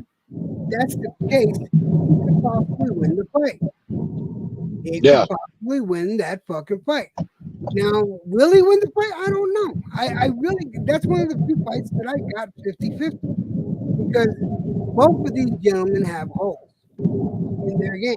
Both of them have holes in their game, but I see the ball is in Boo Boo's court on whether he can capitalize on Benavidez's lack of defense. Yeah. Right. So guess who was in the chat? Guess who was on the panel? What's his name? The Berlanga fan. What's his name? Oh God, you're talking about Suleiman. Come on. Suleiman. Suleiman and I just started getting into it, and then of course, Billy came up, and I said, "Man." Then we started talking about, of course, about Berlanga, and I try to explain to them. Man, you can't talk to SSI Suleiman, man. You can't. HLD's right. You can't, bro. He talks about this guy like Berlanga is the next Mayweather. Like, bro, this dude, I don't know what he's doing. He's a trip though, bro, but it just gets annoying though sometimes. I ain't gonna lie to you. One thing, and look, he's an encyclopedia that I can give him. He's Rain Man. He's Rain Man. He's Rain Man. That boy say he's Rain Man. I give him that. I mean, the guy, but my God, yeah. He think Berlanga. He can break down something, but where he makes it look like is in his boy's favor. Oh yeah, he's good. I know. Not too long ago, he was telling me about the 2 fights I called, and he got him wrong, and I got him right. And then I asked him about it, he never wanted to talk about it again. So I kept telling him he was going to win the fights. Yeah, he crazy. Shoot him on a trip. Irrelevant belts all the time. He brings up irrelevant belts. He brings up. Oh, hold on a second. Yeah, what's up? What's going on, yo? What's up? So Was there when that conversation happened between me and Suleiman. Were you there? Which one? Y'all had a few. I think I hear a double feedback. I hear a double. Let's see if that's me or not. Nah, it's me, bro. I thought I fixed it on Kazi's channel, but apparently I haven't. But nah, you guys had a few, back and forth with him because the dude knows his shit. I gotta give it to Suleiman. He knows more than I'll probably ever know. But yeah, Berlanga is just not that dude.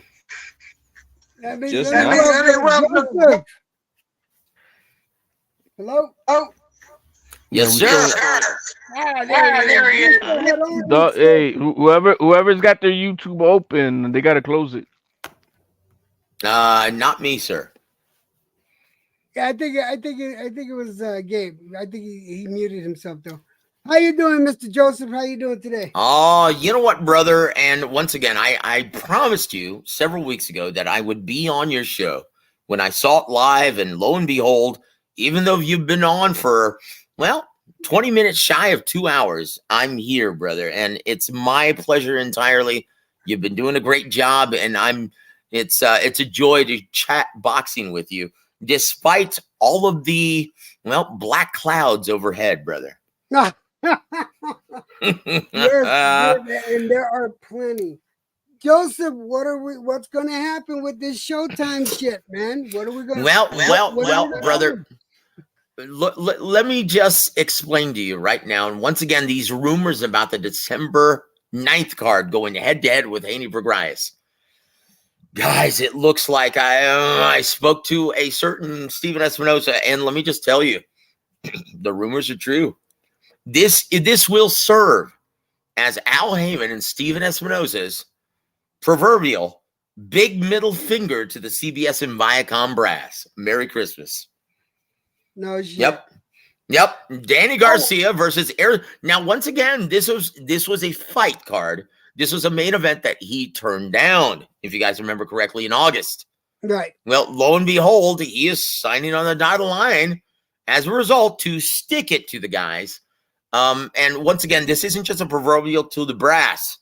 This is to the diehard, according to Steven, this is to directly to the diehard fan base who consistently claim that they love the sport of boxing, yet didn't show up for any of the regular subscriber Showtime Championship boxing dates.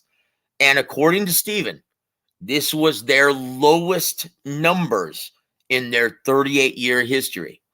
Now, once again, a lot of misnomers floating around YouTube. They seem to think that it was all the numerous pay-per-view dates that what tanked and made the decision for CBS Viacom to close up shop and duck out of the boxing business. He said, no, it was the regular subscriber numbers, as dismal as they were.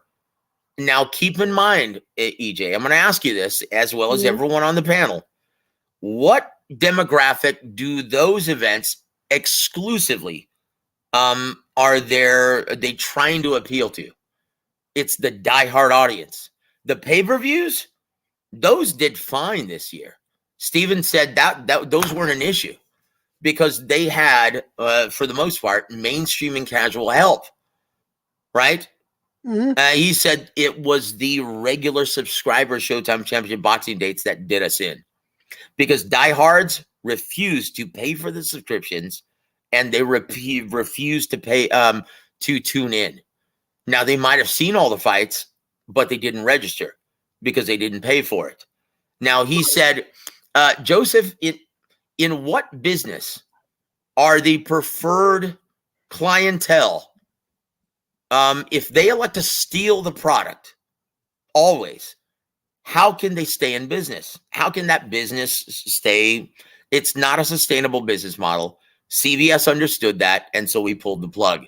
It was beyond my control, and I went to bat for everybody, but it was beyond my control, and I couldn't do anything about it. So it is what it is, and we'll see what happens next year.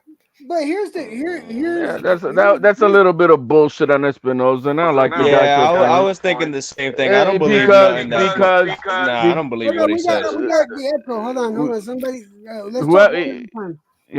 whoever's got that double feedback kills it. HLD, you go ahead, go first, and then I was talking about well, first of all, hold on, HLD. Let me just give this guys to you, please. I'm just the messenger here, okay? So obviously, yes, you said it loud and clear. You said it loud and clear. That's why loud and clear. Please do not direct anyone listening. Please do not direct your animosity towards me personally. No, there's no animosity. Actually, what you just stated, I stated earlier that it was, obviously people are so confused. Showtime itself is a magnificent platform, and their production company is awesome. It has nothing to do with that. It has to do that the value of that PBC was providing with their shitty fight cards on the Showtime platform for the regular subscribers was crap when nobody tuned in, and so it was not viable for them to invest money because the pay-per-view side is paid for in itself, but that has nothing to do with Showtime Network. Well, let me go even further. Now, this is what most even diehard fans don't understand. Now, the reason why pay-per-view wasn't an issue, now, as soon as they made back all of their money from that threshold, the money that they spend on these with the licensing fees on these expensive main events like Crawford Spence, when they pass that threshold, they're only entitled to 10% of all proceeds involved.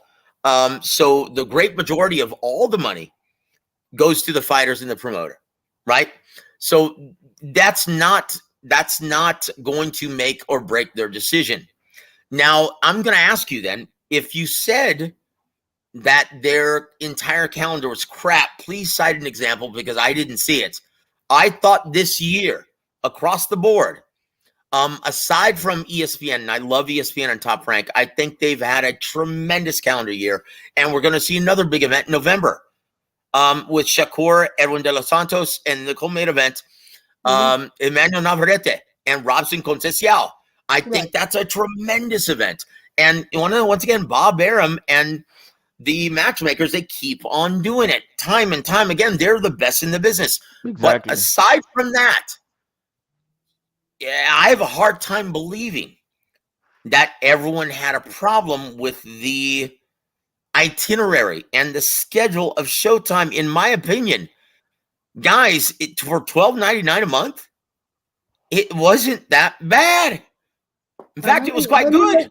Let me let Gabe. But Gabe go in. Everybody mute their mic. Yeah, I think I fixed it. Can y'all hear me good now? Yeah, we can hear you now, loud and clear. Hey, I'm gonna get out of here. You be good. I don't. All right, T.I. All right, I appreciate you being here. All right, baby. All right, y'all be good. All right, T.Y. All right, brother, man. Be easy. Well, I that's mean, a misnomer. I agree Danny Drew's with what he comment. said. Oh, hold on. Danny Drew's comment. If I can get a chance, no. My apologies. If I can get a chance to explain this and answer this after New York Mets has his say, please. First time anybody called me that. No, it's a great logo. I love the Mets. I love the Mets, dude. I love them. Well, the Reds are my team in the National League, but I love the Mets. Yeah. Hey, we got the same mascot. Yours just got a mustache. And that's it. Yep, that's it. The only difference. We cousins. That's it. That's it, brother. But I will say this, though. Go ahead, sir, as you were, please. No. Break this down because he wrote a lot here, and I think this needs to be so addressed. here I'm going to read this, right? How the networks work. They give the promoters a set budget to work with. Whatever the promoter and matchmaker can save on the undercard and company and main events, they keep for themselves. Racket. Bullshit. Now, once again, there is something that's called the Muhammad Ali Boxing Reform Act, right? So that is by law, and it's protected by the U.S. Constitution, right? That is a law now. So the managers of these and advisors of these fighters demand, and they can receive, if they demand this, complete transparency, unlike the UFC. So on average, guys, the promoters only make 20%. That means the fighters get 80% on average of the gross proceeds, higher than any major pastime in America. In my opinion, that's not a racket. And the way boxing has been lately with inflated purses, to me, that's a charity, especially when you consider that most people complaining about the product aren't paying for shit. I love get. Let me get in here real quick. I want to jump in here because Joseph, here's my issue with the whole thing. And again, this is not toward you. You already know that. Yep, of course. A lot of us, like myself, you know, we have a limited budget and we can only spend so much money. And true. I consider myself a hardcore boxing fan. You are, sir. You're a great fan. You actually went and attended. Hold on. Yeah, You actually went and attended. Fun, You actually went and attended with your self-proclaimed limited budget. God bless you, my friend. We love you. You went and attended, bought 2 tickets to go see Haney Lomachenko live. You didn't just sit back and stream it like everyone else. Now, I'll give you an example. Hardcores today are completely delusional. They do not want to admit and take on accountability that they've failed the sport of boxing. In their mind, it's the other way around. Now, this is where I'm going to say they failed miserably. It's because when you look at, and they have no clue what mainstream and casuals want, right? You look at Tank Ryan. Most diehards were completely against that fight happening because of the weight restriction, all that bullshit. How did it end up doing it how did it end up performing on pay-per-view? Oh, I know how it ended up doing, and I know why. 1.3 million purchases, right? So 2 weeks later, a matchup that exclusively appeals to the diehard fan base, almost exclusively, Haney Lomachenko, the one that you attended, how did that end up performing on pay-per-view? 600 or was it 580? No. It was 50 for less. No, it was less. It was 130,000. Yeah. There we go. So yeah, and it wasn't as expensive as Tank and Ryan. That's right. It was only 60 rock, right? So guys, that speaks volumes. That speaks volumes and completely reinforces everything that Steven told me, that the diehard fans are not financially supporting their beloved boxing any further. And he said, well, Joseph, at this point, can they even call themselves fans any further? I think that's a but we Look, cannot use the anomaly of Tank and Ryan. That is an anomaly of a fight.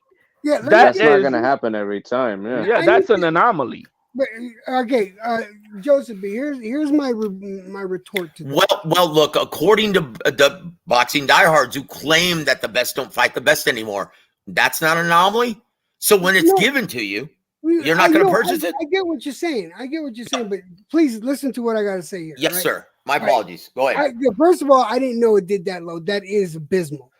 Granted, that's abysmal. I'm not shocked it's the only reason, right, that the Tank and Ryan Garcia did as well as it did is because and let's call it what it was. That was because I would say 75% of that was Ryan Garcia and his popularity. Well, that's neither here nor there, EJ. And with all due respect, what that should tell you is that everything the promoters and the networks are claiming is absolutely true. Now, once again, I don't agree with that. I really do not agree because the Haney Lomachenko fight should not have been on pay-per-view. That fight should have been on ESPN. Yep, and that's where it belongs. So that's that to say that is that the hardcore fans are going to support the fights. We'll watch that shit, but we're not going to. You're going to have us all. We got to have a subscription and pay for this fight. No, that's crazy because that fight does not belong there. The Devin Haney and Prograis fight. That's not a pay-per-view fight. You're right. You're right on the money. Okay, so it's not the hardcore fans. They're allowing these fighters wanting to dictate their overpaid ass. Okay, you're absolutely right about that. HLD, you hit the nail right on the head. Okay, and I've been telling you guys this, and you know this, HLD. You've been on several of my panels. I've been telling you how long? For 2 years now? That's something I was warning you guys. Something has to give. You've got, on one hand, diehard fans refusing to pay for matchups that don't belong on pay-per-view. And on the other hand, you've got the inflated purses of fighters and these promoters willingly paying this bullshit for these matchups that don't belong anywhere near the pay-per-view revenue stream. So I was telling you guys 2 years ago, something has to give. Well, guess what? No one got the memo. So now we are where we are. But here's so once again, that's something though. You don't have to purchase the pay-per-views. You can send a message all you want. But why boycott the regular subscription dates that appeal to the diehards? That's only the cost of a subscription price per month. Now, let me ask you something. Do you think that hold on, let me just say this, EJ. Do you think that the numbers for the regular cards are so low because they choose to constantly go at another boxing card? Like they choose the same Saturday when ESPN is running a show and vice versa? That's a very good point. You know what? But no, that's not the norm. Look, and if that's the norm this year, then we've been spoiled with all these TV dates, and we're not going to see that ever again. More than likely, because we went through that last Saturday when Janabek was on ESPN and Tim Tszyu was on Showtime. Look, you're talking about though one guy, Tim Tszyu, who's becoming a superstar, and then you have two guys who couldn't sell at my living room on a Saturday night. Now, once again, that's not exactly head to head. That's a slaughter. Everyone tuned into Tim Tszyu. I agree with it. No one tuned into Janabek Alimanullah fighting one of the Sopranos. Okay, that didn't even move the needle, guys. Didn't even move the needle. Yeah, that has a problem in itself. Just to answer this question, I think that would be like farther down the bottom of the list of problems that No. It was just a thought, man. Yeah, I'm not saying that's what it was or that's what it wasn't. I was just But thank you for bringing that up, Brent. Thank you, because once again, I always got pissed off when you had DAZN, ESPN, and Showtime, and that happened maybe twice this year. So it's not the norm, but it did happen. But can you pull up Danny Drew's latest comment? Because once again, I just proved it wrong, but he still wants to say the same bullshit. You can't control the Dude, listen to this. Long term, who wins? The networks, promoters, matchmakers. Bullshit. Dude, did you just not hear my stats, which confirm exactly what you don't want to hear? Apparently, you still want to go under the blind delusion that these fighters are getting robbed. Brother, inflated purses are a big problem. In fact, they're getting paid more than what their market value dictates. I really don't give a fuck what these fighters get paid, and that's making that, we as fans, who gives a fuck? We just want to see the fight at a value, and that's but it. you know, That's on it. HOD That's it, on guys. these lives, we've been saying that over and over that PBC fighters, for some reason, why are they getting these giant purses for Correct fighting me if cab I'm wrong. drivers? Mr. Metz, forget. You call me Gabe, brother. Gabe, my apologies, my friend. Gabe, look, correct me if I'm wrong, but Haney versus Vergrais, that's not an Al Heyman fighter. And the reason why it's on pay-per-view is because they're getting paid. Listen to this. Approaching, for these two guys who are non-ticket sellers, almost $8 million for their combined purse. That's why this is on pay-per-view. And correct me if I'm wrong, they're not PBC fighters, are they? No, they don't got to guarantee the $4 million each, do they? On top of the pay-per-view? No. It's Haney is getting paid over $5 million for this assignment. No, but help me out. But are we talking about guaranteed money? Yes, guaranteed purse. Yep. No, the purse is always guaranteed. guys, HOD. The correct pay-per-view revenue is something else. No, it's not, because they can they can just get paid off of guaranteed. pay-per-view. Well, but they're not doing that because, and you know why? You know why they're not doing that? Because they know, both fighters know, that they don't have a big fan base who pays money. They're non-ticket sellers. And so they're only going to fight for a guarantee, and only Eddie Hearn is foolish enough to pay for this shit. And it's not his money, it's DAZN's money. Now, once again, this is a problem. Is that confirmed, though, that you're saying? I mean, I'm still shocked hearing this. Because my hearing was that this fight, it went on pay-per-view because these guys are not getting that guaranteed type of money. No. They're getting the guaranteed money. Eddie Hearn admitted to overpaying them. So it's forced on the pay-per-view revenue. So here's the problem. Here's the problem. Here's the problem, guys. It's putting the network, the DAZN platform, in a position to lose. Now, keep in mind, guys, someone, the promoter, the fighters, the fans, someone has to be looking out for the invested interest in the network. If no one is, mark my words, guys, DAZN is going to go the same path as Showtime. Oh, exactly. I was about to say that. Justin, one thing that, because nobody at this press conference, nobody at this last press conference of these fucking jagoff reporters that we got, they're all sucking their dicks over there. That's all they're doing. I mean, they're just call it a fact. All these guys are dick writers for just to get a media pass. But do we know how much is this pay-per-view going to be? No, but it's going to be too much. $10 is too much, brother. Because nobody asked that question. I'm like, did anybody ask like a legitimate question? How much is this pay-per-view? It doesn't matter. It's already too much if it's on pay-per-view. So now you're already expected to pay the $25 in subscription, right? And then you're probably going to have to pay an additional $45 at least. Could I say something, Jed, real quick? Hey, Anthony, how you doing, my friend? This is what this is where I was thinking when I watched an interview with Eddie recently. I think it was with Boxing Scene. I can't remember which website it was, and I don't know what the hell he must have been smoking that good hash when he said that Devin Haney and Ryan would outsell Tio versus Ryan. That's insane. Insane. Now, once again, this is the same guy who wanted to make Anthony Joshua versus Francis Ngannou. But now that Fury is fighting Ngannou, he's saying it's a bullshit fight. Now, look, this is a guy who's a used car salesman. He's a very good used car salesman. But you have to question everything that comes out of his mouth. He stated today, and I know several people who were at the press conference the other day, right?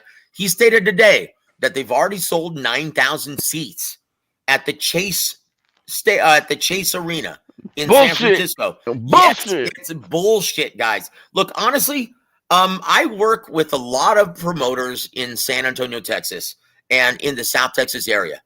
And we work really hard to build local attractions into big ticket sellers. And in earlier this month, or on earlier this month, we staged at Randy's Ballroom. We packed in 4,000 ticket sellers to see 11 bouts of club attractions, 4 rounds, 6 rounds. That's it. We worked our asses off, not only to get local sponsorship, but to sell tickets. And let me tell you, it was 2,500 more than what Regis sold with Eddie Hearn in New Orleans. See, and Joe, listen, you know I what got, the I sad got part an about this? announcement to make. Hold on. I got this. Is Joseph? There's something I wanted to get. I'm glad you're here. Listen, you need to get a hold of G Funky. Yes, all right, sir. when you can. All right. Yep. This happened 3 days ago. Yes, sir. Somebody came on and they used G Funky's name and his avatar. Right. I came on. Whoa. Yeah. So I automatically, I didn't think nothing of it. I got porn bombed. Thank you for telling me. You got what? So let G Funky know, because I know he wouldn't do that. He got what? You got what? I got porn bombed. They used his name. Yeah, someone gave you relieving themselves on camera. Oh, you know what? That's not G Funky. G No, Funky. I know it wasn't. Yeah, I'll let him know. I'll let him know that there's a spoof going around with his moniker. But let me tell you right now what G Funky's, and he called me today from Inglewood, right? And thank you for saying that. He is my brother, and he's my partner on Warwick Radio, and I frequent his channel as well. He is one of the best guys you'll ever meet, not just on YouTube or in boxing, but in life. He's a great guy. And he called me and said, hey, brother, you know your fighter, Ricky Medina Jr., the guy that you helped build as an attraction in San Antonio, he's supposed to fight Jojo Diaz. And I said, yeah, I'm the one who told him this is the perfect time because his mind isn't right. He's an opponent and he's not serious about boxing anymore. This is the right time to get him. I was there when they signed the contract. And he goes, yeah, well, they're not going to fight him. I said, what the hell happened? He weighed in over 10 pounds above the lightweight restriction. So he's been scratched from the card by the commission. And more than likely, your guy's not going to get this opportunity. Guys, And this Joseph- is so Joseph, anyone. So hold on, Anthony. Anyone who says that boxers and promoters and the product is not living up to their end of the deal, that is a perfect example as to why. Guys, back when I first became a fan in the 80s and the 90s, this never happened, guys. Not just being overweight, but 10 pounds overweight. And we're talking about same-day weigh-ins at the time. This was never an issue. But now it is. Guys, fighters are demanding more than they ever have. And they're not living up to their end of the bargain, supporting everything that HLD and Gabe has been saying. Joseph, what have I been saying for the past couple of years? Seriously. Same thing. I have been saying these fighters are not putting in the work. They refuse to put in the work. Yep. All right. Yet they want these big paydays. Yep, guys. So it's not my reason for bringing this up. It's a problem with both sides, and there is no clear-cut solution. But I will say this: the most evident problems on the surface, and I've been saying this for the past 2 years, and we need to find some kind of rectification for it. Is one, illegal streaming. That's got to stop, guys. And then two, the inflated purses. These entitled bitches can no longer expect these gravy train paydays. It's over. It's over, guys. Joseph, you brought up something earlier about club fights, and yes, sir. The sad part about what you're saying that COVID affected these local promoters. That's what fans don't realize. Like, Look. fans don't realize Anthony, let me tell you, unfortunately, you can't relate to this because Florida is a terrible state for club shows and boxing as a whole, right? Texas, right now, it's the only state that's really thriving in terms of club and regional shows. We are kicking ass. Let me tell you, there could be no TV dates, and I would still make a lot of money because of the sponsorship and just everything that we do on the club level. I'm not going to be hurting at all. I'm just going to bat because I love, for both sides, because I love my boxing. I love everything that boxing has to offer in America. In my opinion, we have the elite of the elite competing here in America, and it would be a damn shame and a sin for it to just go by the wayside. And Joe, I have a question. You've been in the business. Why has Florida and why has Florida and the rest of the southern states fallen off when it comes to boxing, but Texas and when you go to Texas, New Mexico, and Arizona?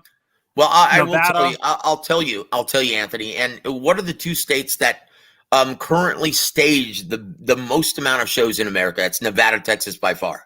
And why is that? Because even over New York? Yep, New York, dude. They don't stage shit for club shows anymore. They give them to the casinos. So here's why. I'm in New York, man. You don't really see it now unless No, it's a big nothing. fight like in Barclays or MSG. You don't see. When's like the last time there's been one? Right, but the lower venues don't really do shows. They used to, because I used to see posters. I used to see posters all over the city for club fights, or not even club fights, but lower venue fights. Yep, and I'll tell you why. Because how are taxes in New York, Gabe? State taxes. Yeah, they're crazy. Yeah, they're absurd. And same with California, where Golden Boy. Most people don't know this yet. And here's news, guys. Oscar officially moved to Las Vegas.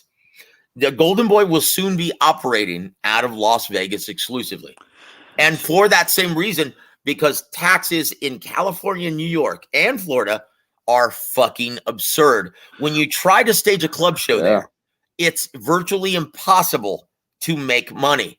So they just don't do it anymore. See, that's the. I've where I noticed want about to push New back, York, guys. though. I live in Florida. We have no state income tax. One at a time, guys. Yeah, but let me tell you this. What I've realized about New York, though, is that Top Rank usually runs the most in New York, but they're running the Hulu theater at MSG. They're not running the big theater, the big room anymore. That's it. Unless So they it's don't a have big, to pay the big same fight. rent. But even still, but for the fighters, you see, we're fighting out of there. They're still paying yin yang off them taxes from New York. Absurd amounts. So this guy is saying, "Oh, this guy's a corporate man." You can't believe what he's saying. Look, dude, I'm in this business, but I'm not a corporate guy. I work with several promoters at the regional level. I don't work with Top Rank. I don't. Well, not true. I do have fighters sometimes that go serve as opponents for the Top Rank brass, all right, for the Top Rank blue chip prospects. But one thing that's very few and far in between.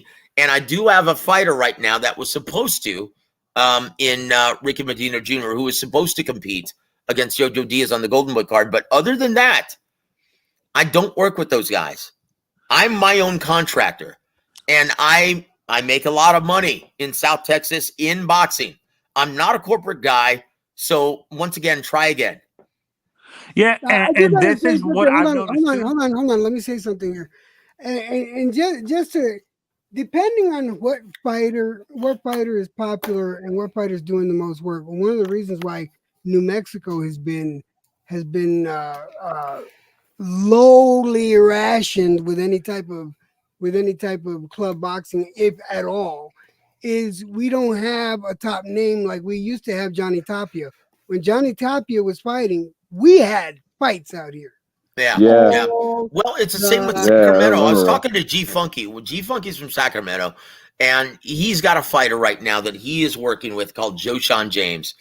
He's going to be taking on Daniel Stevens, Coach Ronnie's fighter, in the opening fight on the DAZN broadcast tomorrow. That's why he's in Inglewood, right? And he was telling me the same thing. He goes, in Sacramento when Don Chargan was alive, and that was my mentor, right? Don Chargan. He's the one who taught me everything about the business. He said when Don Chargan was a promoter in Sacramento, we had cards almost every single month. He said now we've got a ton of gyms, but no promoters.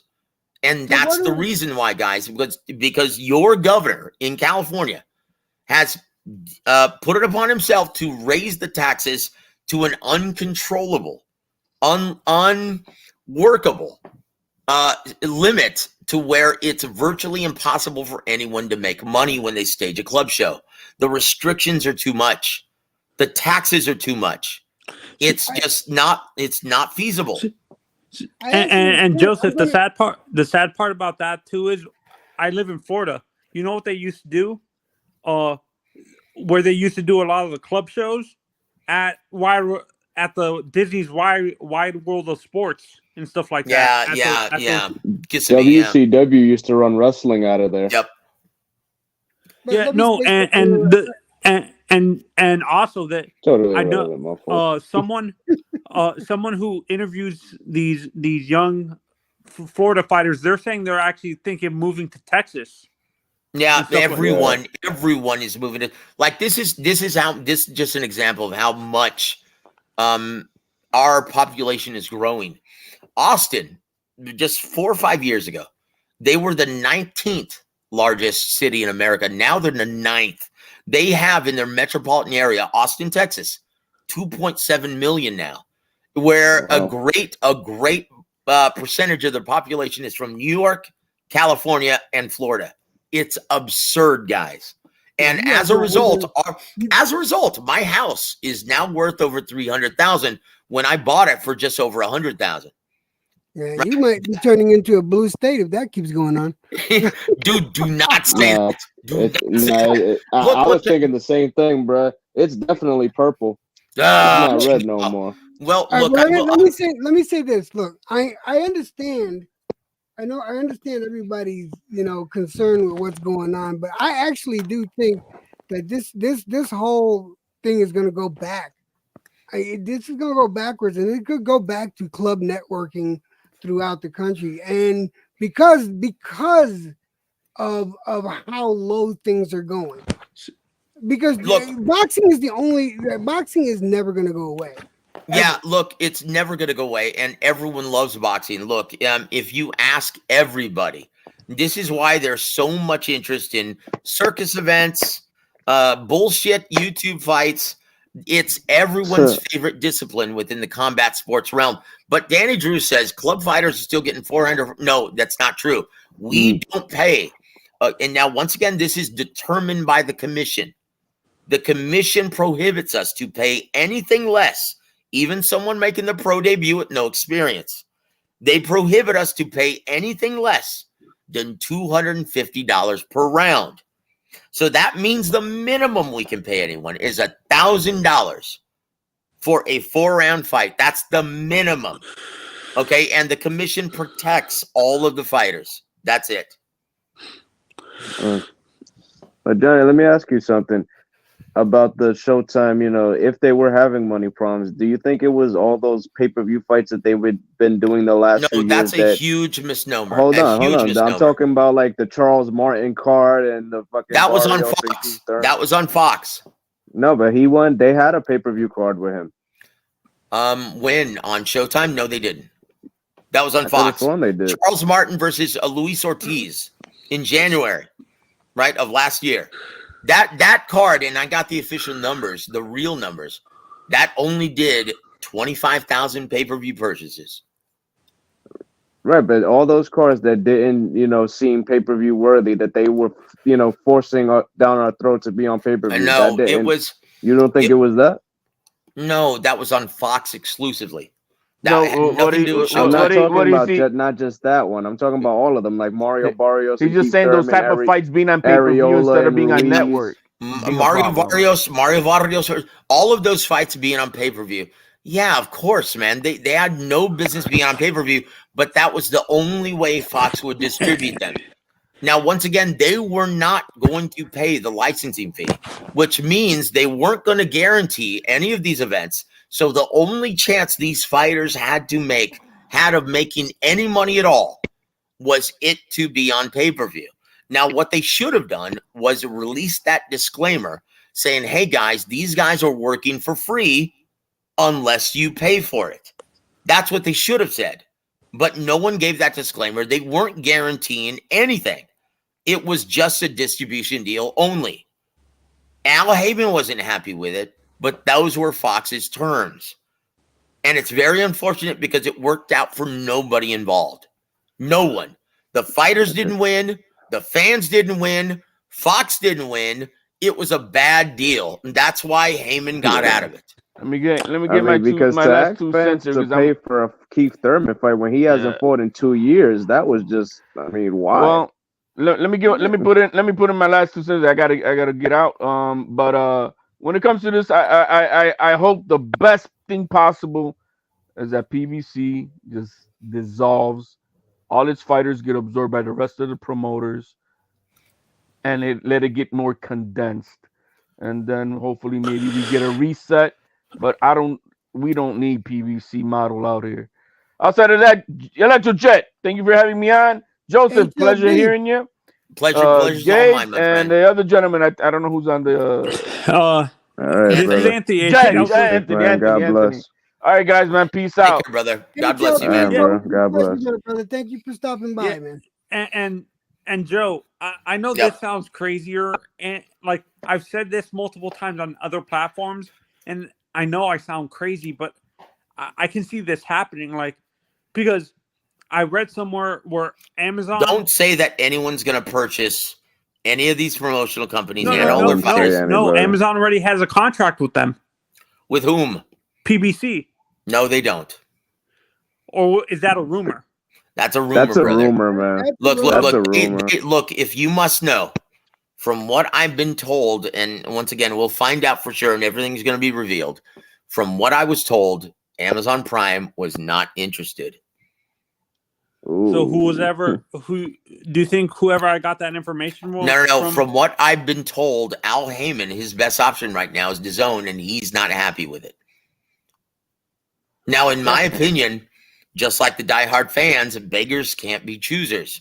If you're not paying for shit, how can you demand the best to fight the best if you're not spending a dime? And it's just like Al Heyman.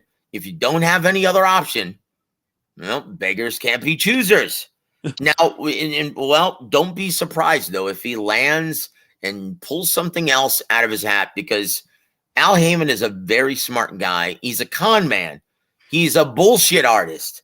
And you know what? Con man. Yep. And you know what? Dude, you can't tell me that he's not good at convincing people of bullshit, because he did it to Richard Schaefer. That's how he extradited himself out of the boxing business. He convinced the CEO of Golden Boy that it was a good idea to use his talent without signing them to long-term contracts, basically tanking Golden Boy Promotions and eating up all of his TV dates. And this is a really brilliant guy. And guess what? He did the same thing with Steven Espinosa. Hey, man, for years, we're going to give Fox all of our best matchups, and we're going to give you the shit left over. But we don't want you working with other promoters. Agreed, Steven? Dude, Steven's a really smart guy who genuinely cares for the health of the sport. And he agreed to that bullshit? Heyman That surprised me when I con heard man. Steven got Heyman conned. is a con man and a really smart guy. Okay? And so this is bullshit. So you cannot ever count Al Heyman out in convincing someone to eat his bullshit again. Is this a bad thing for boxing? Of course it is. You don't think he'd start his own app? Like when DAZN started? I'm sorry, what? You don't think he'll start his own app like when DAZN was starting a few years ago? You know what? If he had done that with all of Waddell's and Reed's money, we would be in a much better situation now. But apparently he's not as smart as he thinks he is. Now, once again, Don Chargan, here's evidence of this. When he was working with Golden Boy, Don Chargan told him, he said, look, Al, I appreciate what you're doing to try and protect the fighters, but it's never a healthy practice for boxing if you pay these guys exorbitant amounts above their realistic market value. You know what he told Don? Don, I appreciate all your years in this sport, and I appreciate your wisdom. I'll keep that under advisement. He didn't listen to a damn thing Don had to say. Nope. Don was one of the guys who pretty much wrote the book of guidelines on what to do, Promotions 101. He didn't listen to a damn thing he said. Eric Gomez, the current CEO, Roberto Diaz, former matchmaker for Golden Boy, Richard Schaefer, former CEO, he taught them everything about promoting the sport and promoting fighters and staging events to make the finding that happy medium that would furnish the fighters protect the fighters, and make fans happy. And for years, Golden Boy at one time was the best promoter in boxing. A combined 80 TV dates throughout the calendar year at their prime. And guess what? Richard Schaefer pissed it away by listening to Al Heyman. Let me ask you this. Do you think Al Heyman is going to be able to pull a rabbit out of his ass? Or do you think, or is it more likely that PBC gets folded in with Matchroom or with Top Rank? Which is the most likely to happen? No. Look, Bob Arum will never work with Al Heyman. No. He has before. He has before. I know he has, but I mean, like, if he had to do it every single week, it's sharing the network. Look, that's entirely up to ESPN, and in my opinion, because of all the layoffs that they've just had, I can't see them spending any more than they already are, which is $93 million per year for about 30 events. Yeah, and Joe, I was watching MSNBC, Fox News, Fox Business, and stuff like that, and another like one of these other stock channels, and they were saying the reason why Disney's actually divesting themselves from ESPN completely because it's draining their resources and it's hurting the quality of their other products. Because they're well, look, man. I'm sorry. I'm actually reading my apologies, Anthony. I'm reading this idiot Danny Drew's commentary over here in the comment section. He's a fucking moron. Look, dude, I'm entertain the trolls, man. Look, man. I am once again not making a dime from getting these fighters fights. You give me anyone else in the industry who's doing the same. I do it because I love these guys and I'm happy to help. Now, once again, why we chose Jojo Diaz. I said, look, this is a guy, you're catching him at the right time. His head's not in the game. You can beat him. They went over there to Inglewood, and guess what? I was right. Unfortunately, though, he's already gone. My guy would have beat his ass on Saturday. And guess what? I'm not making a dime. I do this because I love these guys, and I'm happy to help, and I'm happy to be a part of their career. That's it. So kiss my ass, Danny Drew. Give me a second, fellas. Here's what I'm going to do. If you guys could continue the conversation, I have to use the bathroom. I'll only be a minute. You know what? I was just going to say the same thing. You go first. I'll wait till you come back. Okay? All right. Give me a second. I'll be right back. Okay. Oh, Joe, what I was saying earlier before you entertained that idiot, that troll I'm sorry. I'm sorry, Anthony. Please forgive me, brother. Hey, man. Trolls are going to troll, man. Yeah, but I watch Fox Business and like MSNBC's like stock shows in the morning and CNBC, and they were saying that Disney is divesting themselves from ESPN completely because it's draining their resources and it's hurting the quality of their other products. Yep. And because guess Bob what, guys? Iger is trying to sell Disney to another company. Yep. And guess who's going to be hurting the most as a result of it? Guys, if you think Showtime... The consumer. No. It's not the consumer. You don't It's think going so? to... Well, if you consider yourself still the real bosses of boxing, then yes, I will agree. But as of right now, diehards cannot make that claim because you're not... Look, I'm not saying you specifically. I'm not saying EJ. I'm not saying Anthony. But the overwhelming majority, statistics have already proven that diehards are not spending any money to support their beloved boxing. And this is, once again, the overwhelming majority. And I'm not just talking about pay-per-views. I'm talking about subscriptions to ESPN Plus, Showtime, obviously, and DAZN. So once again, how can diehards still demand, oh, we're not seeing the best fight the best? Well, you know what, brother? That's just like a homeless guy saying that's it when you try to give him $5. What do you expect me to do? Hey, guys, I've got a Veda test. Hold on, guys. Yeah. So, Jed, what are your thoughts?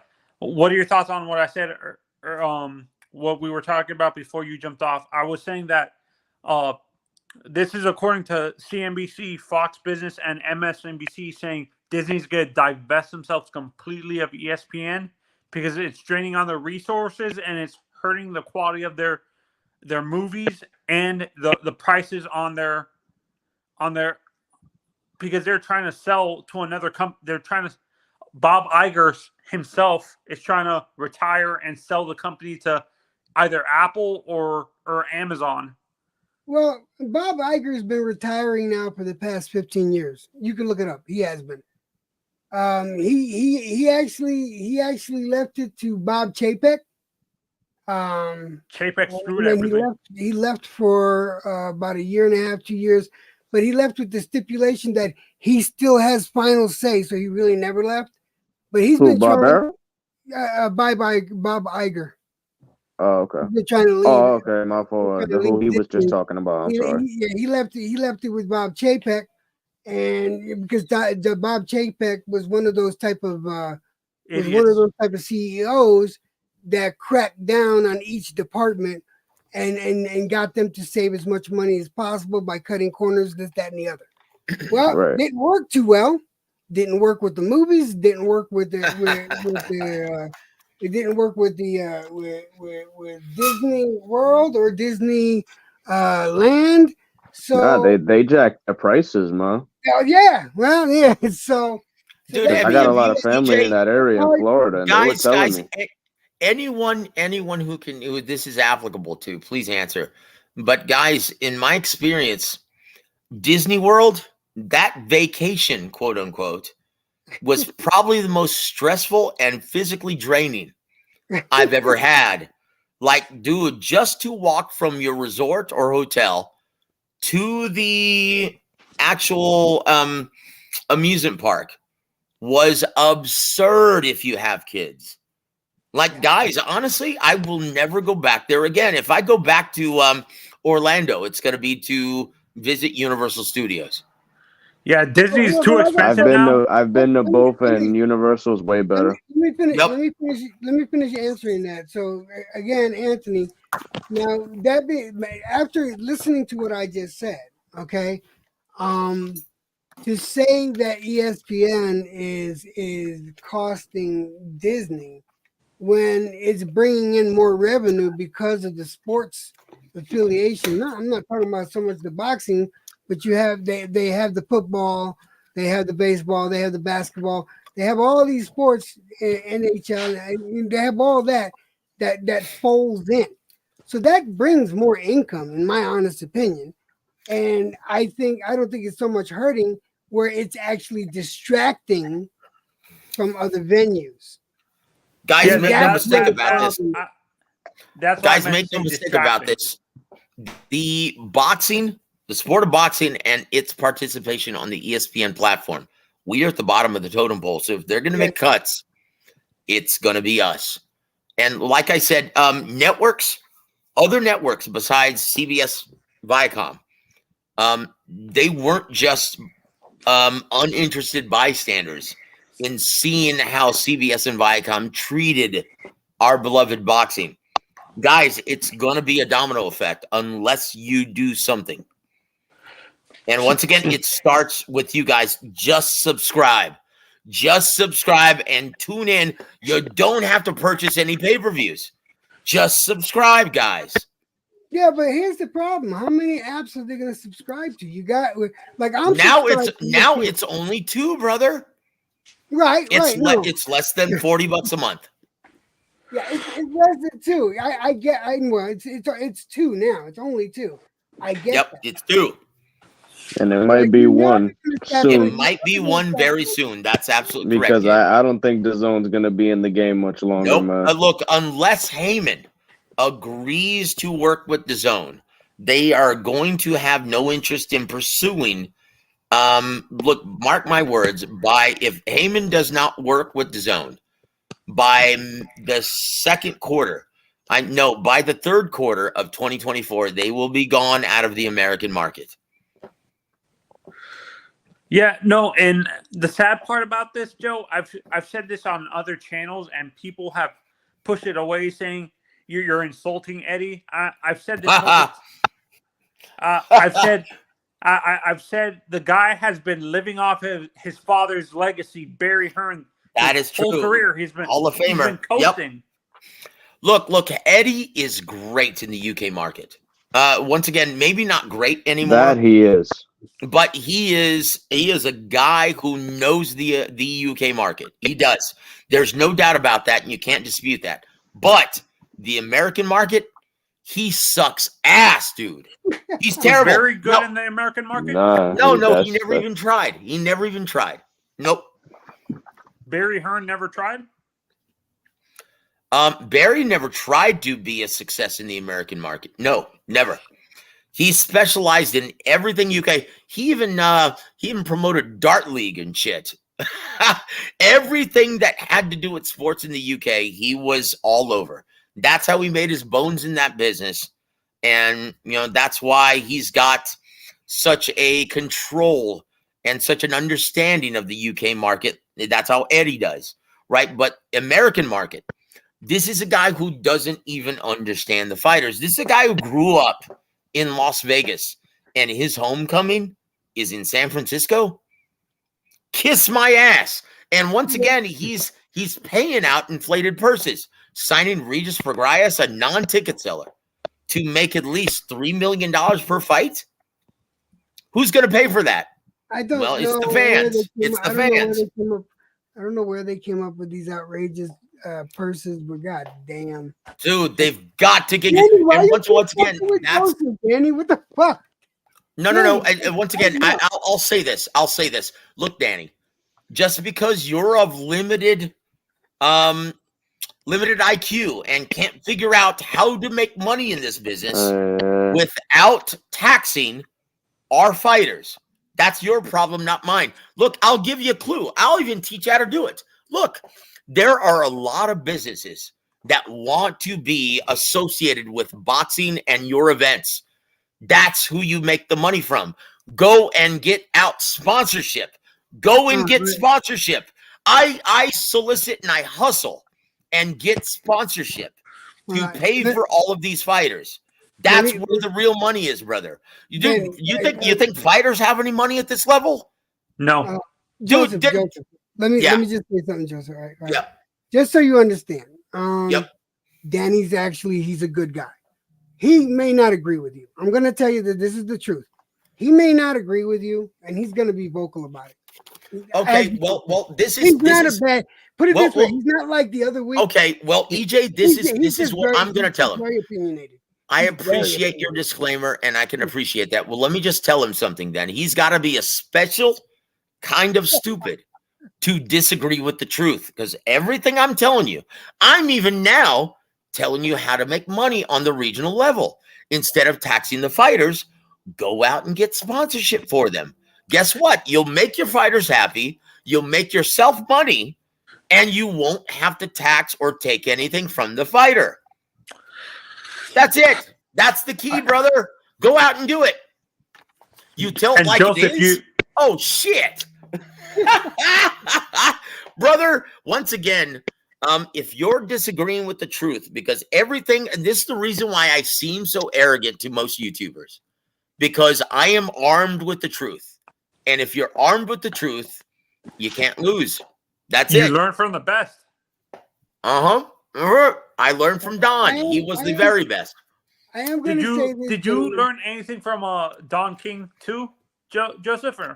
Look, I will say this one thing that I learned from Don King, and I keep this at heart all the time. He told me one thing when I was just a beat writer and I met him in Corpus for the very first time. I said, "What's your key to success, Don?" He said, "Look, I will tell you this. Attitude is your greatest weapon in this life, not just in boxing, not just in whatever you do." He said, attitude, it determines all of your successes and failures in this life. Attitude. If you have a great attitude and believe in what you're doing 100%, then guess what? You're going to be able to convince everyone else that it's so. And he goes, there's two people in this world. There's two types of people in this world. Ones who believe they can't do something and ones who believe they can. They're both right at the end of the day. How And is that possible? that is well, look, think about this. There are two types of people in this world: ones who believe they can do something, and ones who believe they can't. They're both right. If you don't think you can do something, then guess what? You can't. If you believe you can do something and are full steam ahead, you take it on. Guess what? You're going to be a success, and you're going to do what you set out to do. And Don King taught me that. Yep. Yeah, and gentlemen, listen. I'm gonna be very honest with you guys. I'm sitting here in a shit ton of pain, but I didn't want to stop this until I felt enough time was put in. And Joseph came on at the end, and I was not gonna let this go on without Joseph, getting in a lot of bars. Joseph, I love you, brother. I appreciate you coming on here, and as always, nothing but the utmost respect for you and your knowledge. Gabe, man, thank you so much for hanging out with me tonight. And, bro, thanks for the invite. It's always been a pleasure. And to everyone else that came on tonight, I want to say thanks for hanging out. This has gone 2 hours and 35 minutes. I wasn't planning on going more than an hour and a half. EJ, can I say something, please? Can I say something, please, dude? Yes, by all means. You could. Electro Jed, you are a credit to the boxing community here on YouTube.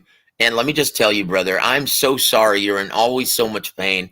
And just from me to you, I'm gonna ask my church community to start praying for you on the regular, brother. You have my word, and I'll be praying for you every night, my friend. And I'm sorry you experienced, because I'm in the same boat, brother. I experience pain all the time. And fact be known right now, I would be in Inglewood with my guy, as well as G Funky and Rick Glazier, but I've got COVID. I did a show tonight. I did a show last night, and I'm right here with you. And I've got COVID. Let me show you guys something. Rick called me the other day. I don't want to take these anymore. I hate the fact that I got to live off of pain Medicaid. I'm just, I'm waiting for the day where I don't have to take these motherfuckers anymore. Well, hey, man, God bless you, dude. I will be praying for you, my friend. You're a gonna great get guy. there, bro. And it's crazy, Joe. I was reading an article in a Spanish newspaper. It says Tecate is actually thinking of cutting their sponsorships with boxing. Like, they remember how Tecate used to sponsor every fight. Yep. On yep. live I television? know. I know. And remember, I was the first guy to announce that on the radio, that Tecate was pulling out of boxing, and that was not a good sign for anybody. And Which once again, surprised me when I read that. Big say so. Come on my channel and we'll debate whether or not I'm full of shit, motherfucker. Right? You can kiss my motherfucking ass. Joey, hold on. Ahead, don't even troll that. I just gotta tell you one thing. You know what nobody seems to be talking about? What, sir? That it's not just boxing that Showtime's pulling out of. They're pulling out of MMA as well. Yeah, that's right. That they are. And once again, it's Paramount and CBS. They have no desire, and it's the bottom line, guys. It's the bottom line. All they look at is the bottom line. Is it fruitful? Is it advantageous? Is it cost effective to continue this kind of programming? It's already been deemed throughout the entire calendar year that no, it's not. Okay, so people aren't subscribing because of those products. That's it. And you know what? They're not. Go ahead, EG. I'm sorry. There's an old saying. It was by Commodus, Roman Emperor.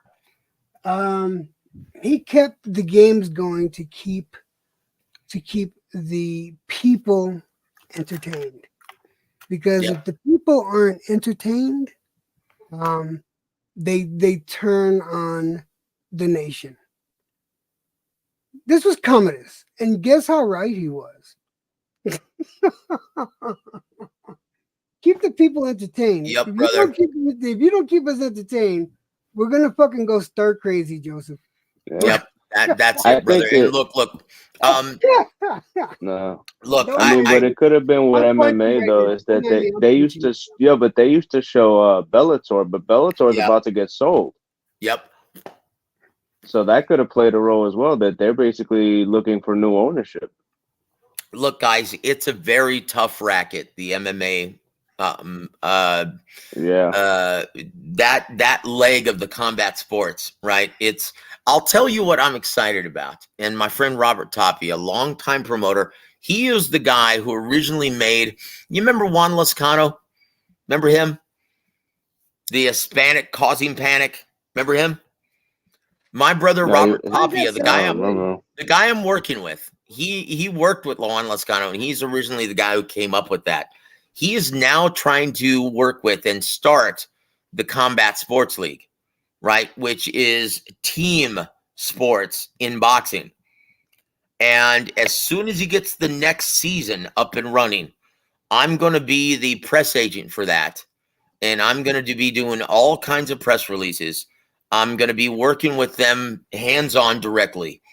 And guys, I think that's going to be a great thing, because so many times, like this is, in my opinion, this is why you see guys who gravitate towards PBC and guys who gravitate towards the zone. It's not good for the health of the sport. If you want team sports in boxing, then this is the answer. Combat Sports League. It's coming in the spring, right? And I'm going to be all over it. I'm going to be the press agent, and I'll let you guys know as soon as the next season starts. Yo. This is Please do that, brother. This is Big Say So. Big Say So. I was Big about Say to So. shut it down, but I'm going to let you get up here. Oh yeah, this is I the guy got who says I'm something full to of say shit. to Let's hear, man. Come on, bring it. You're full of shit, Joseph. You're full of shit. Okay, brother. explain Okay, how. Brother. yeah, you're the same guy that said, "Oh, for sure, Spence Crawford was gonna happen November 19th." Everyone was wrong about that. Everyone. Yeah. Also, oh wait, go ahead. hold on, Let's hear it. Let's hear it. Big Say So. Also, you're the guy that said, "Oh, Haney Lomachenko will not happen because Haney's gonna price himself out and ask for too much money." He almost and shit did. Like that. He almost did. Yeah, Okay. yeah. Why was they all saying Lomachenko was asking for fucking money? Why was they saying No. He even took a Why cut. was they saying that? They was lying on Lomachenko. All right, bro. shut the They was fuck up lying so I on can talk Lomachenko. then, cocksucker. Hey, well, you're full of shit, man. You lied about so much shit, bro. You're not a real boxing. You're not a real boxing analyst and all this shit, bro. Brother, I've been in this business for 20 years. And then you try to shit on everybody. You try to shit on everyone and say, "Brother, I know the business. You don't know shit, man. Shut the fuck up, man. You just know just as more as the next motherfucker, man. The fuck out of here with that bullshit, bro. The fuck out of here." Brother, no. Once again, I'm going to ask you this with great sincerity. How would you know the difference, you dumbass? How would you know the difference? You wouldn't know the difference when someone in the business and someone that hasn't been in it. You wouldn't know the difference. You've never been in this business. Now understand this.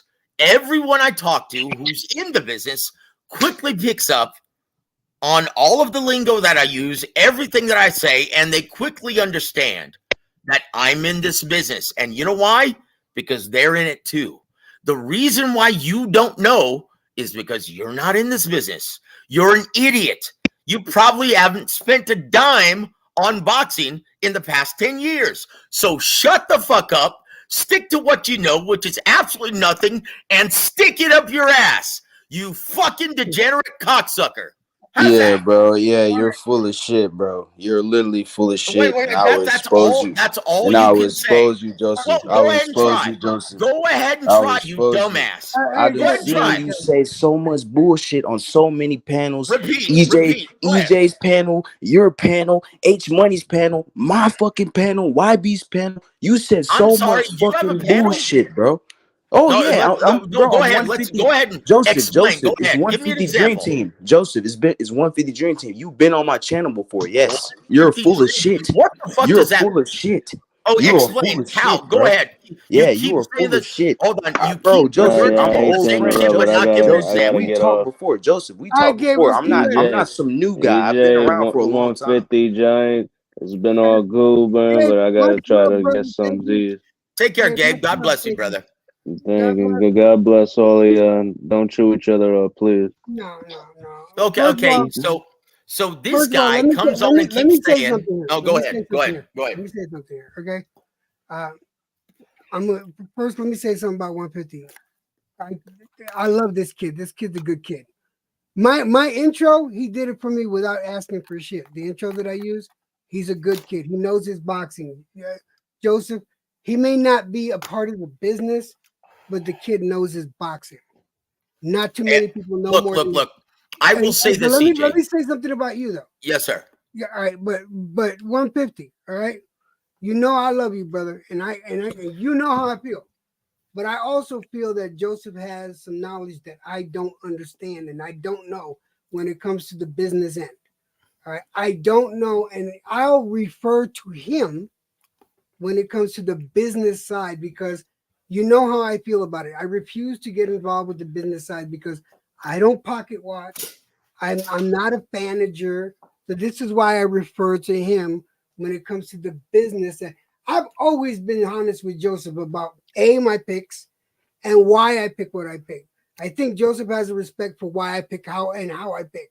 And he knows I love the sport. You know I love the sport.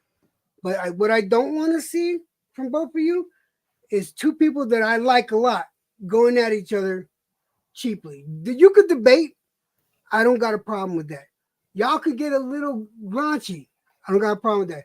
Please just don't get that deep where it's like drama. Please go ahead. Sorry, I wanted to say that. Look. I don't know where this is coming from, right? I can tell you this. You can ask me anything, and I will give you the truth, the whole truth, and nothing but the truth. Ask me anything about the business, and I will tell you exactly how I got in it, who taught me what I know, and what I do right now. And I'll be very, very honest and very truthful. Go ahead. Ask me anything about the business, sir. I'm just saying, man, the things I've heard you say in the past was not legit, man. So how do you expect me to sit here and say, oh, this guy's legit too? Okay, hold on. I done heard you say so much bullshit. Like what? Like what bullshit? Tell me I just gave you two examples. Okay, hold on. Man. Two examples. Okay, one, everyone got wrong, including Steven. No one could anticipate that Terrence Crawford was going to be such a huge pain in the ass when negotiating this thing. And this is a guy who insists now to Oscar De La Hoya on, fighters need to be at the table. Well, if you're going to hold hostage a matchup that everyone wants to see for over a year, no thank you. And I was very forthcoming on everything that unfolded, and Steven told me everything. Okay, and this is why, and in fact, it was to the dismay of so many Terrence Crawford supporters that I unveiled everything that was being said. And I'll give you specifics because I'm in this business. People in this business trust me because I don't write articles about everything. You know I'm a journalist, right? I've written for, and I still write for 3 different major periodicals. Now, what I will do, and this is here, listen, this is the most dishonest thing I will do for my friends, to get my friends credentialed to fights, because I've already been a beat writer. I covered Mayweather Pacquiao. I've covered like so many different events for different periodicals, Eastside Boxing, Fight Saga, Fight News, right? For the late, great Flat Top, right? God rest his soul. I've covered all of these events for him as a writer, right? And what I will do now is, instead of actually writing for my own byline, because I have nothing to gain from this any longer, I will put out news under my friends' names, okay? So they will get credentialed because I don't care. Okay, I still write, though, all the time. And I did write an article for our friend, Young Bill, right? That exposed everything. Do you remember reading that headline sometime last year that said, it was published in July, right? It said, Showtime and Terrence Crawford are at an impasse. Do you remember that article exposing everything that Steven told me? That was under Young Bill's byline, just so he could get credentialed for Ryan Garcia and his fight in San Antonio. I did that for my friend. And I do that for my friends all the time. And why? Because I can. And why? Because I'm in this business. And once again, everyone got it wrong because no one could anticipate that Terrence Crawford was going to pull this shit. No one knew. Not even Steven, not Errol Spence Jr., not Al Heyman. No one knew. Okay, and I'll give you the skinny on that. I can give you specifics on all of that negotiation. He came into the negotiation, okay, asking for $22 million, right? And Steven was like, dude, no way. This entire purse isn't even worth $22 million. We've capped it. Our research team has capped it at 20. The most I can give you. If I give you 22, what do you think I'm going to have to give Errol Spence Jr.? And so they were at an impasse. The most Steven Espinosa was going to be able to offer was $8.5 million at the time. Okay? And Crawford wouldn't budge on 15. So then Al Heyman is the one who came up with this idea. Look, since we're so far apart, the only way we can move forward is to have you guys gamble and invest on yourselves.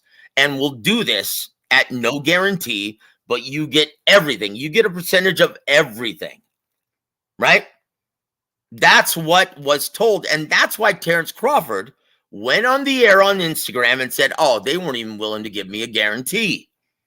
That's bullshit, but that's the only way they could move forward with the fight. And even then, he bounced and decided to make a fight with BLK Prime at the dismay of everybody. It was his fault that this negotiation took longer than a year. And how do I know that? Because I'm in this fucking business and people trust me. I'm sorry. The floor is yours, brother. Yeah, man. I was remember before you was saying for sure November 19th was gonna happen, bro. You said that on many panels, and then when motherfuckers try to tell you no, you try to tell them, oh, I know the business, and try to shit on them. Man, I know your game, Joseph. You can't fool me with this bullshit, man. Oh my God. You can't fool me with this bullshit, man. You know what I'm saying? Yeah. I wasn't running around saying that fight was gonna happen November 19th. I said the fight wasn't gonna happen anyway. I was saying the fight was not going to happen. Look. I'm sorry. What's your name again, sir? 150 what? Big say so 150. Hey, bro, stop playing dumb, man. You've been on my panel before. We've been on panels many times, Joseph. Brother, many fucking times. Look, many man. That's how I know all this shit. I'm not just coming up here saying dumb shit or lying. Wait a minute. You keep on confused. So everything that I just told you. Have you even listened to everything that I just told you? How would I know? How would I know all of that if it weren't given to me by everyone involved in this negotiation? Did you know any of that? Here's the thing, man. You're trying to give me a backstory, right? But we clear as day seeing Crawford go on Instagram and talk about this shit. You know what I'm saying? We've seen the fight fall out. We've seen the media talk about the fight's gonna happen this time, even though it was never gonna fucking happen at that time. You know, people was just falling into the hype and bullshit, you know, stuff like that. I gave up on that fucking fight and it fucking happened a year later on, bro. Yep, and that was because of Terrence. Now, once again, here's another indication that I'm actually in this business. How much did Terrence Crawford say that he made from BLK Prime? How much?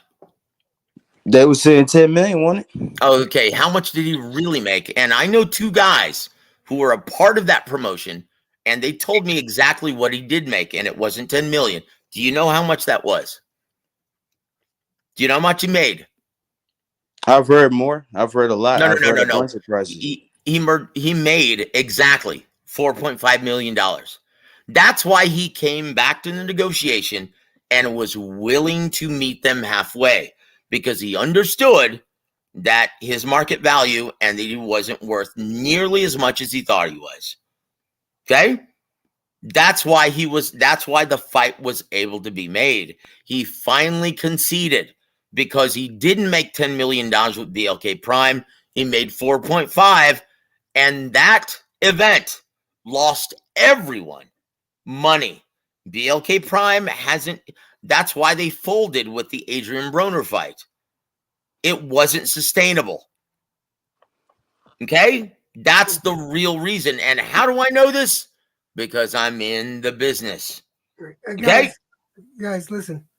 First of all, I hope neither one of you guys are mad at me. I don't want y'all to be Nah, mad. I'm not mad at you, Uncle EJ. Hell no, man. Joseph, you know how I feel about you. I hope you're not mad at me. I give you guys both the floor. I got AJ in the back. In the back. Listen, let him on. Let him on, man.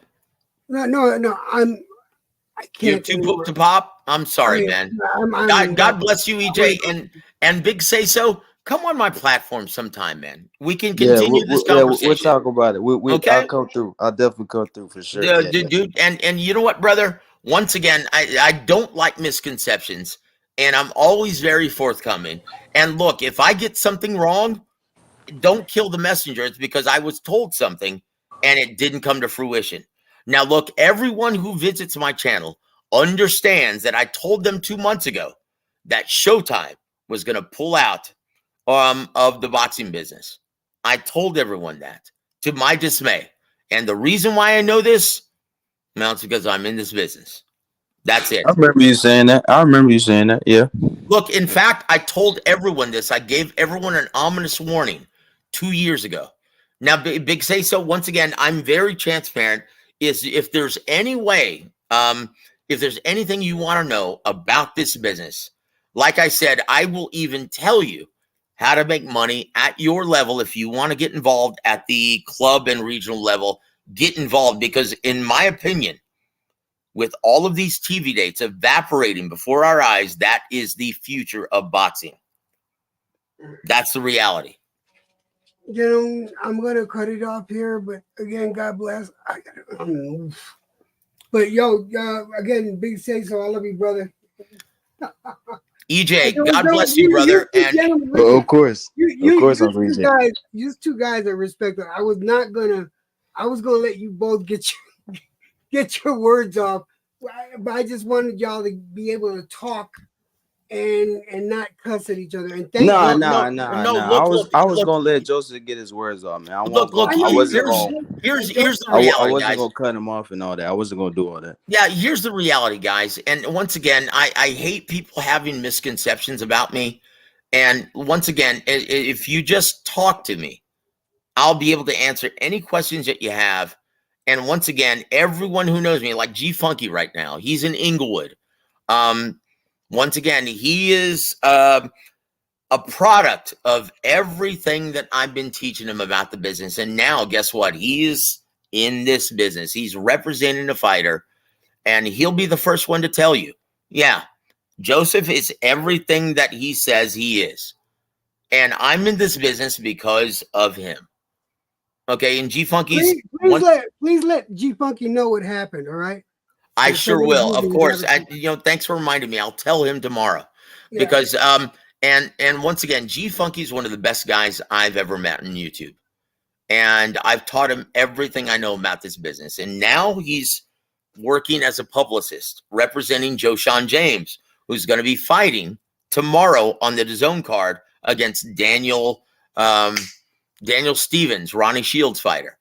Guys, there's a reason why I have Ronnie Shields on my show, my dear friend, and I've been working with him for the past 10 years. And we met through Emmanuel Stewart.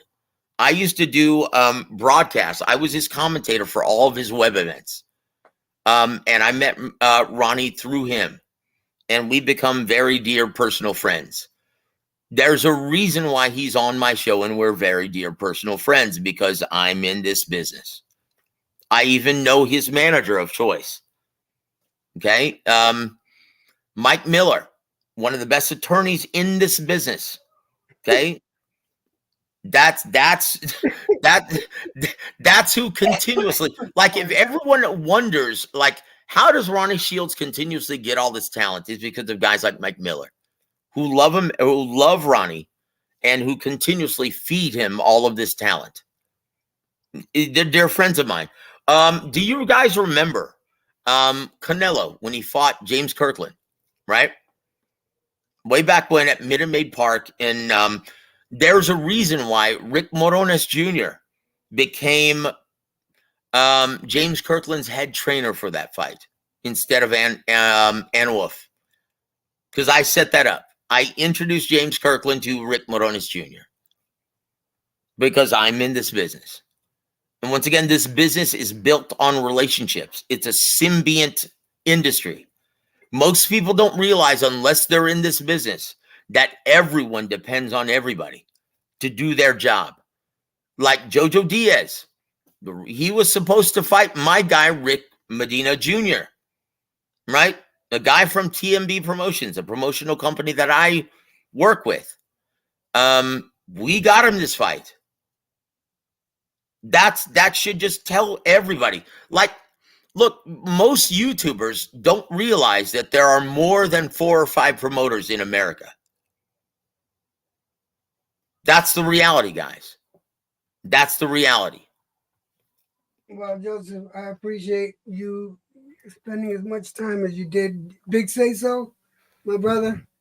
Love you. I'll see you guys later.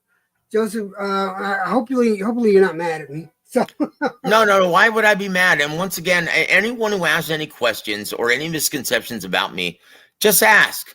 Just ask, and I'll tell them everything they need to know. Once again, I'll even give them my phone number.